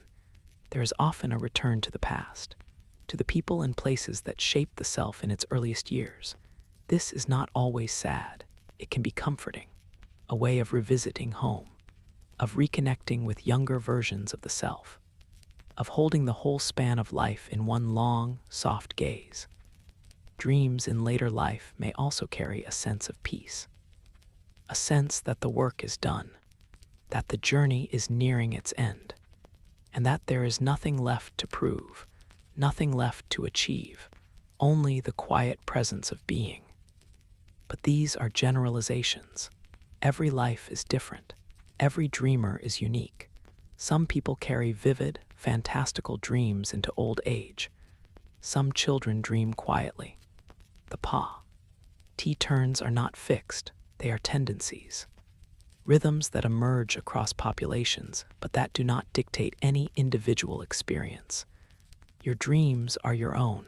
They follow their own logic, their own timeline, and they change in response to your life, to what you are facing, to what you are feeling, to who you are becoming. There is also a kind of continuity in dreams across the lifespan. Certain themes may recur. Certain symbols may appear again and again. A childhood home, a particular person, a recurring emotion. These are the threads that run through the fabric of your dreaming life. They are part of your inner landscape, part of the vocabulary your mind uses to speak to itself. And though the dreams themselves change, these threads remain, tying together the self across time, connecting the child you were with the adult you are with the elder you will become. So as you lie here now, in this present moment, you are part of this long arc, this lifetime of dreaming. And tonight's dreams, whatever they hold, are another chapter in that story, another layer in the accumulation of your inner life. And they will change, just as you will change, just as you have always changed. And that is not something to fear. It is something to trust, the natural unfolding of the self, the quiet evolution of the dreaming mind, and you are held within it, moving through it, becoming night after night, dream after dream, more fully who you are. There's a strange phenomenon that sometimes occurs in the middle of a dream, a flicker of awareness, a sudden, subtle shift. You are in the dream, experiencing it fully, and then for a moment you realize this is a dream. You are asleep. This is not waking reality. And in that realization, something changes. Sometimes the dream collapses. You wake. Sometimes you forget the insight immediately, and the dream continues as before. But sometimes the awareness remains. You stay in the dream, but now you know you are dreaming. You are both participant and observer, both asleep and, in a sense, awake. This is lucid dreaming, and it is one of the most fascinating, most mysterious experiences the sleeping mind can produce. Lucid dreaming is not something you do, at least not in the way waking actions are done. It is something that happens, a state that arises when certain conditions are met, when the part of the brain responsible for self-awareness, the part that usually sleeps deeply during dreams, becomes just active enough to generate a sense of perspective, a sense of self observing the self. And in that observation, the dream becomes something different. It becomes a space where you have some degree of choice, some degree of control. You can decide to fly, to change the scene, to interact with the dream in new ways, or you can simply watch, curious, aware, letting the dream unfold while holding the knowledge that it is not real. This awareness is delicate, fragile. It is easy to lose. The moment you become too excited, too engaged, too focused on controlling the dream, the balance tips. The brain wakes too much and the dream collapses, or the brain sinks back into deeper sleep and the awareness fades. Lucid dreaming exists in a narrow threshold, a brief window between full sleep and full wakefulness. And maintaining that balance requires a kind of passivity, a gentle, relaxed attention. You have to care, but not too much. You have to be aware, but not too alert. It is a delicate dance. For most people, lucid dreams happen rarely, spontaneously, without warning. You find yourself in a dream, and suddenly you just know. There is no particular trigger, no obvious cause, just a moment of clarity that arises and then, just as quickly, fades. But some people experience lucid dreams more frequently, and some people have learned techniques to encourage them, to increase the likelihood that awareness will arise in the dream. But even with practice, even with intention, lucid dreaming remains unpredictable, elusive, something that happens more than something you make happen. There's a fascination with lucid dreaming in popular culture, a sense that it is a superpower, a way to control your inner world, to live out fantasies, to explore without consequence. And there is some truth to this. Lucid dreams can be exhilarating, empowering. They can offer a sense of freedom that is rare in waking life. You can do things that are impossible, be in places that do not exist, interact with people in ways that would never happen outside the dream. And there is a kind of joy in that, a kind of play. But lucid dreaming is not always about control. Sometimes it is simply about awareness, about being present in the dream without trying to change it, about observing the mind as it creates, improvises, explores. And in that observation, there is a kind of insight, a way of seeing how the mind works, how it constructs reality, how it weaves together image and emotion and memory. Lucid dreaming, in this sense, is less about power and more about understanding, about witnessing the creative process of the sleeping mind. There is also something deeply calming about lucid dreams when they arise naturally, when you are not trying to force them, when you simply find yourself aware, floating gently in the dream, knowing it is a dream. There is no fear, because you know it is not real. There is no urgency, because there are no stakes. There is only the experience, the sensation, the wonder of being inside something your own mind has created. And in that wonder, there is a kind of peace, a sense of safety, of being held by your own consciousness. Lucid dreaming also challenges the boundary between sleep and wakefulness. It shows that consciousness is not binary, that you are not either fully asleep or fully awake. There are in-between states, states where awareness persists even as the body rests, states where the mind is active in ways that do not fit neatly into categories. And this blurring of boundaries is a reminder that the mind is more complex, more nuanced, more mysterious than we often acknowledge. That sleep itself is not a single thing, but a spectrum, a range of states, each with its own qualities, its own possibilities. For most people, most of the time, dreams are not lucid, and that is perfectly fine. Lucidity is not necessary for dreams to be valuable. It is not necessary for the dreaming mind to do its work. In fact, the non-lucid dream, the dream where you are fully immersed and unaware, may be more effective at processing emotion, at exploring the unconscious, at allowing the mind to move freely without the interference of waking awareness. Lucidity is a fascinating phenomenon, but it is not the goal. It is simply one of many ways the mind can experience itself in sleep. So tonight, if a moment of lucidity arises, you can welcome it. You can notice it gently without trying to hold on to it too tightly. You can let it be what it is, a brief flicker of awareness in the midst of the dream. And if it does not arise, if the dreams remain fully immersive, fully unconscious, that is equally welcome, equally valuable, because the mind knows what it needs. It knows how to dream. It knows how to move through the night, and you do not need to guide it. You do not need to control it. You simply need to rest, to let go, to trust that whatever happens in the world of dreams is exactly what is meant to happen. Not all dreams are gentle. Some are unsettling, frightening, even terrifying. You wake with your heart pounding, your breath shallow, your body tense. The images linger, the fear lingers. And you wonder why. Why would the mind create something so distressing? Why would it subject itself to fear when sleep is supposed to be a time of rest? But nightmares, despite how they feel, are not attacks. They are not the mind turning against itself.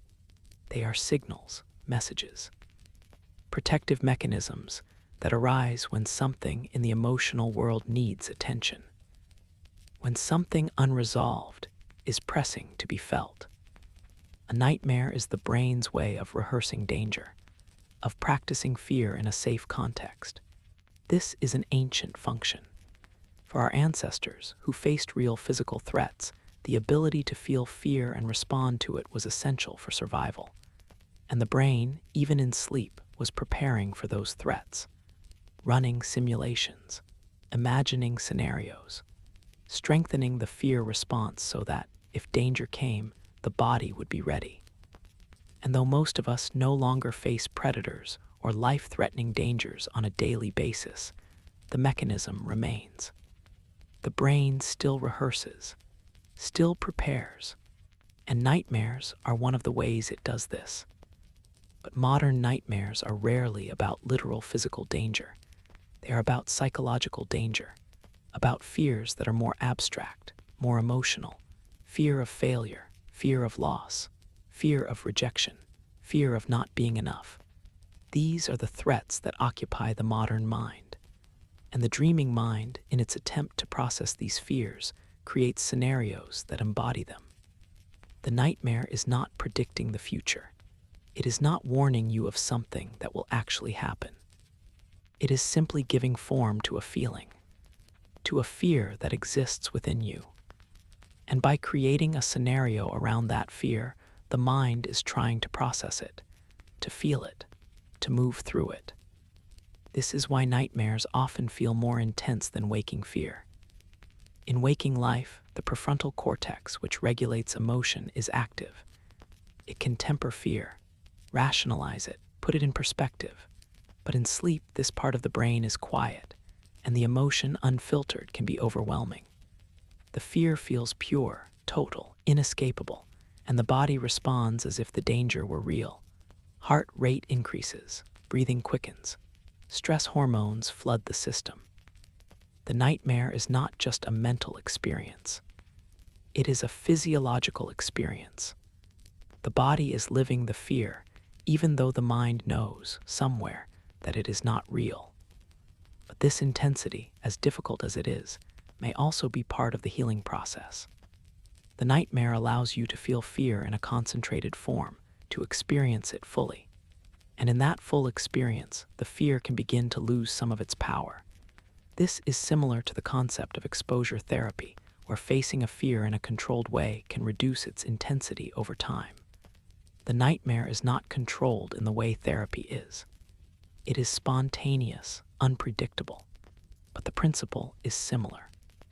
By feeling the fear in the safe space of sleep, the mind is working through it, integrating it, making it less overwhelming. Nightmares are also more common during times of stress, when you're carrying more emotional weight than usual. When something in your life is uncertain or threatening, the mind is vigilant. It is trying to process the heightened sense of danger, and that processing often takes the form of distressing dreams. The nightmare is not creating new fear. It is reflecting existing fear. And by bringing it to the surface, by giving it a voice, it is trying to help you see it, feel it, acknowledge it, so that perhaps you can begin to address it in waking life. For some people, nightmares recur. The same scenario or variations of it appears again and again.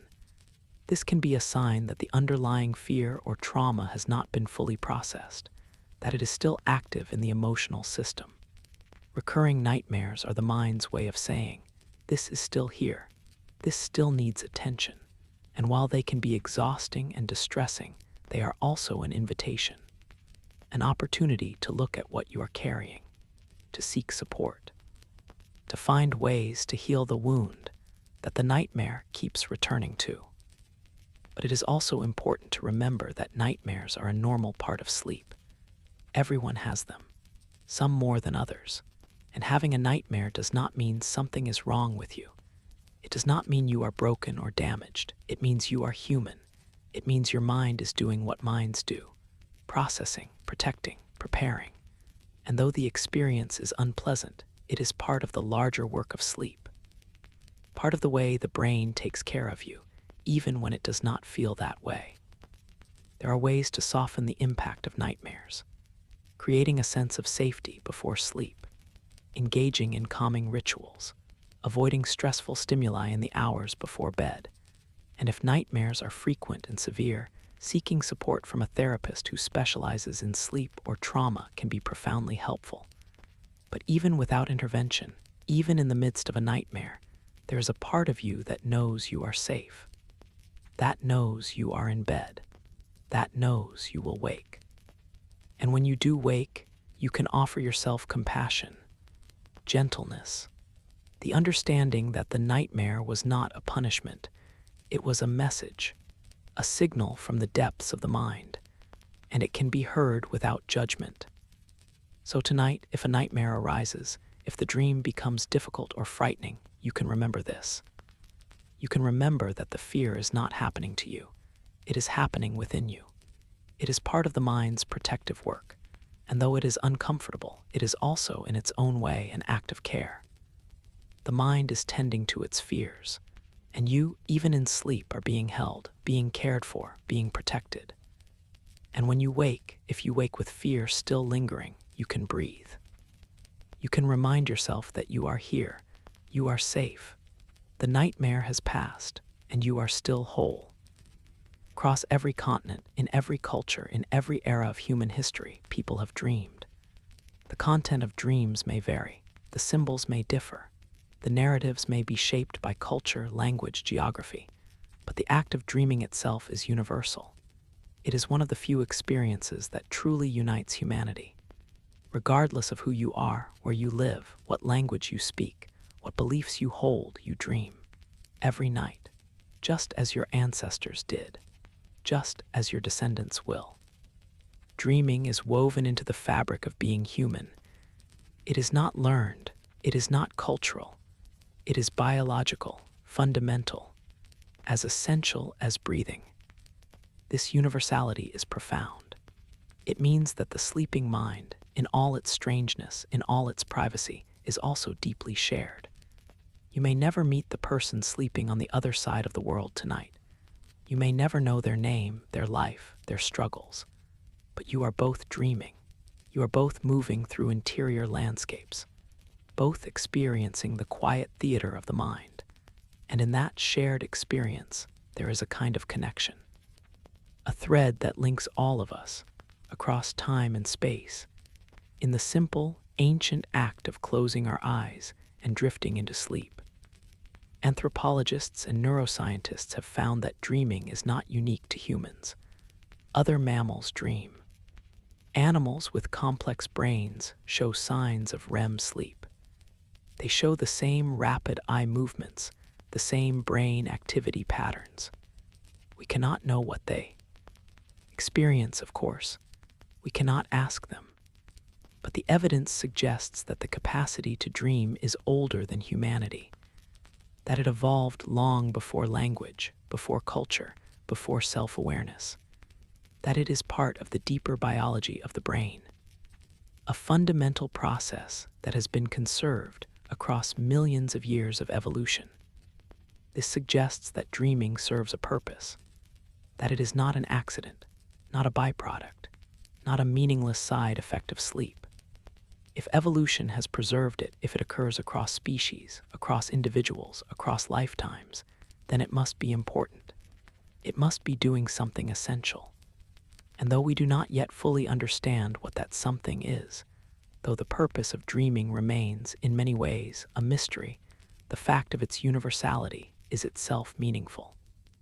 It tells us that dreaming is not optional, not frivolous, not expendable. It is part of the core machinery of the brain, part of what it means to have a mind. In different cultures, dreams have been interpreted in different ways. Some cultures see dreams as messages from the divine. Some see them as visits from ancestors. Some see them as omens, predictions, warnings. Some see them as journeys to other realms. And some, particularly in the modern West, see them as psychological phenomena, as reflections of the unconscious, as symbolic representations of inner conflict and desire. But regardless of interpretation, regardless of belief system, the fact remains, people dream. And people have always paid attention to their dreams, have always felt that they matter, that they mean something, that they are worth reflecting on. This universal attention to dreams suggests that, on some intuitive level, humans have always known that the dreaming mind is important, that it is doing work that needs to be done, that it is speaking a language that, even if we do not fully understand it, is worth listening to. Dreams have inspired art, literature, music, philosophy. They have shaped religious traditions. They have guided decisions. They have offered comfort in times of grief. They have provided insight in times of confusion. And they have done this not because of any one theory or interpretation, but because they are a fundamental part of the human experience, a part we cannot ignore, a part we must engage with in one way or another. The universality of dreaming also means that no matter how alone you may feel, no matter how isolated or misunderstood, you are part of something larger. Every person who has ever lived has closed their eyes and entered the world of dreams, has experienced the strange, the beautiful, the frightening, the profound, has woken with images lingering, with feelings that have no name, with questions that have no answers. You are not alone in this.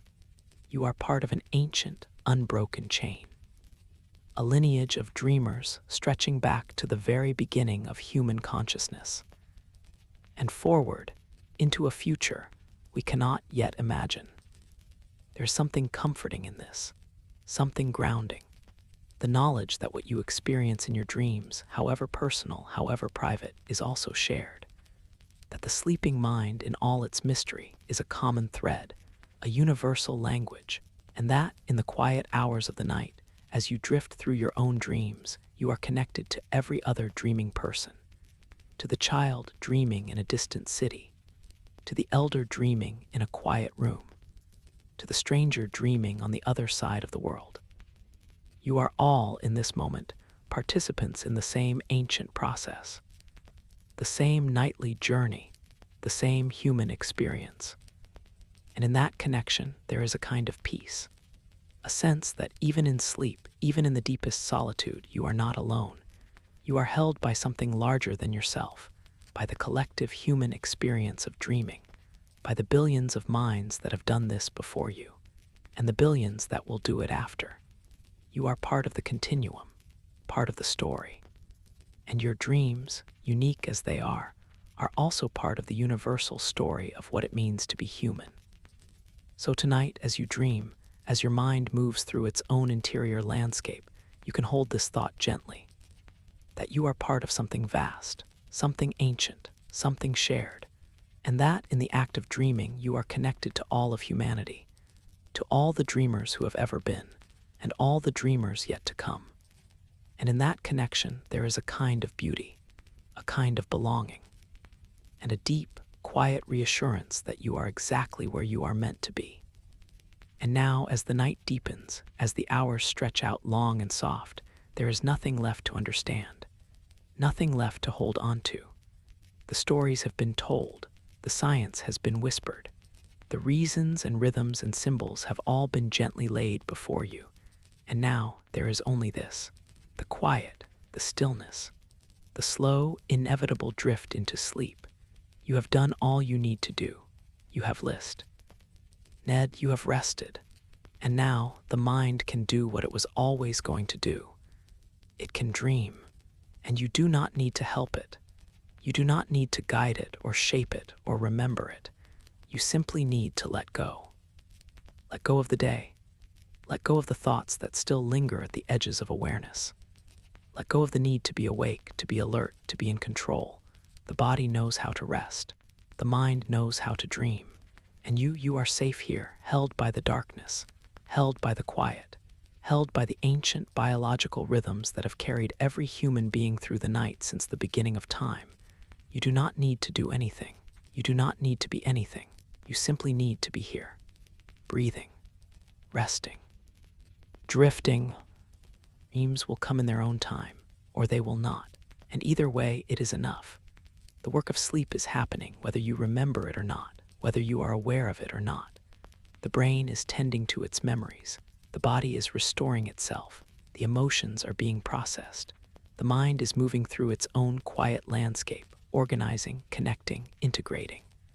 All without your conscious involvement, all without your effort. And you can trust this. You can trust that the mind is doing what it needs to do, that it is taking care of you, that it is working even as you rest. There is no need to force sleep, no need to try too hard. Sleep is not something you do. It is something you allow, something you surrender to, and that surrender is not a giving up. It is a letting go, a release, a softening into the present moment, into the sensation of lying here, into the feeling of the breath moving in and out, into the weight of the body sinking into the surface beneath you. This is all there is. This moment, this breath, this quiet, and it is enough. As you drift deeper, you may notice the thoughts becoming softer, the images becoming dreamlike, the boundary between waking and sleeping blurring. And this is good. This is the threshold, the place where dreams are born. You do not need to cross it consciously. You do not need to notice the moment it happens. It will happen on its own, in its own time. And when it does, you will already be there, already dreaming, already held in the gentle arms of sleep. And whatever you dream tonight, whatever images arise, whatever feelings move through you, they are all part of the natural process. Part of the way the mind takes care of itself, part of the quiet work of the night. And you do not need to remember them. You do not need to analyze them. You do not need to make sense of them. They will do their work whether you are aware of it or not. They will process what needs to be processed. They will feel what needs to be felt. And in the morning, you will wake. And the night will have done its work. And you will carry forward into the new day, rested, restored, ready. But that is for tomorrow. For now, there is only this: the slow, soft descent, the gentle fading of the world, the quiet embrace of sleep. And you are safe here. You are held. You are exactly where you need to be. There is nowhere else to go, nothing else to do, only this, only rest, only the deep, peaceful surrender into the night. So breathe. Let the air move through you, slow and steady. Let your body soften. Let your mind quiet, and let the dreams come if they come. Or let the darkness hold you if that is what the night offers. Either way, you are held. You are safe.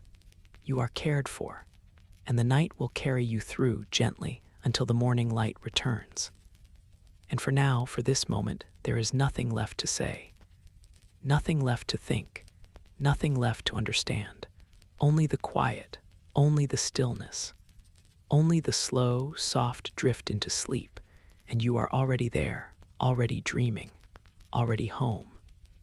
Rest now, rest deeply, rest well. The night is yours, and you are held.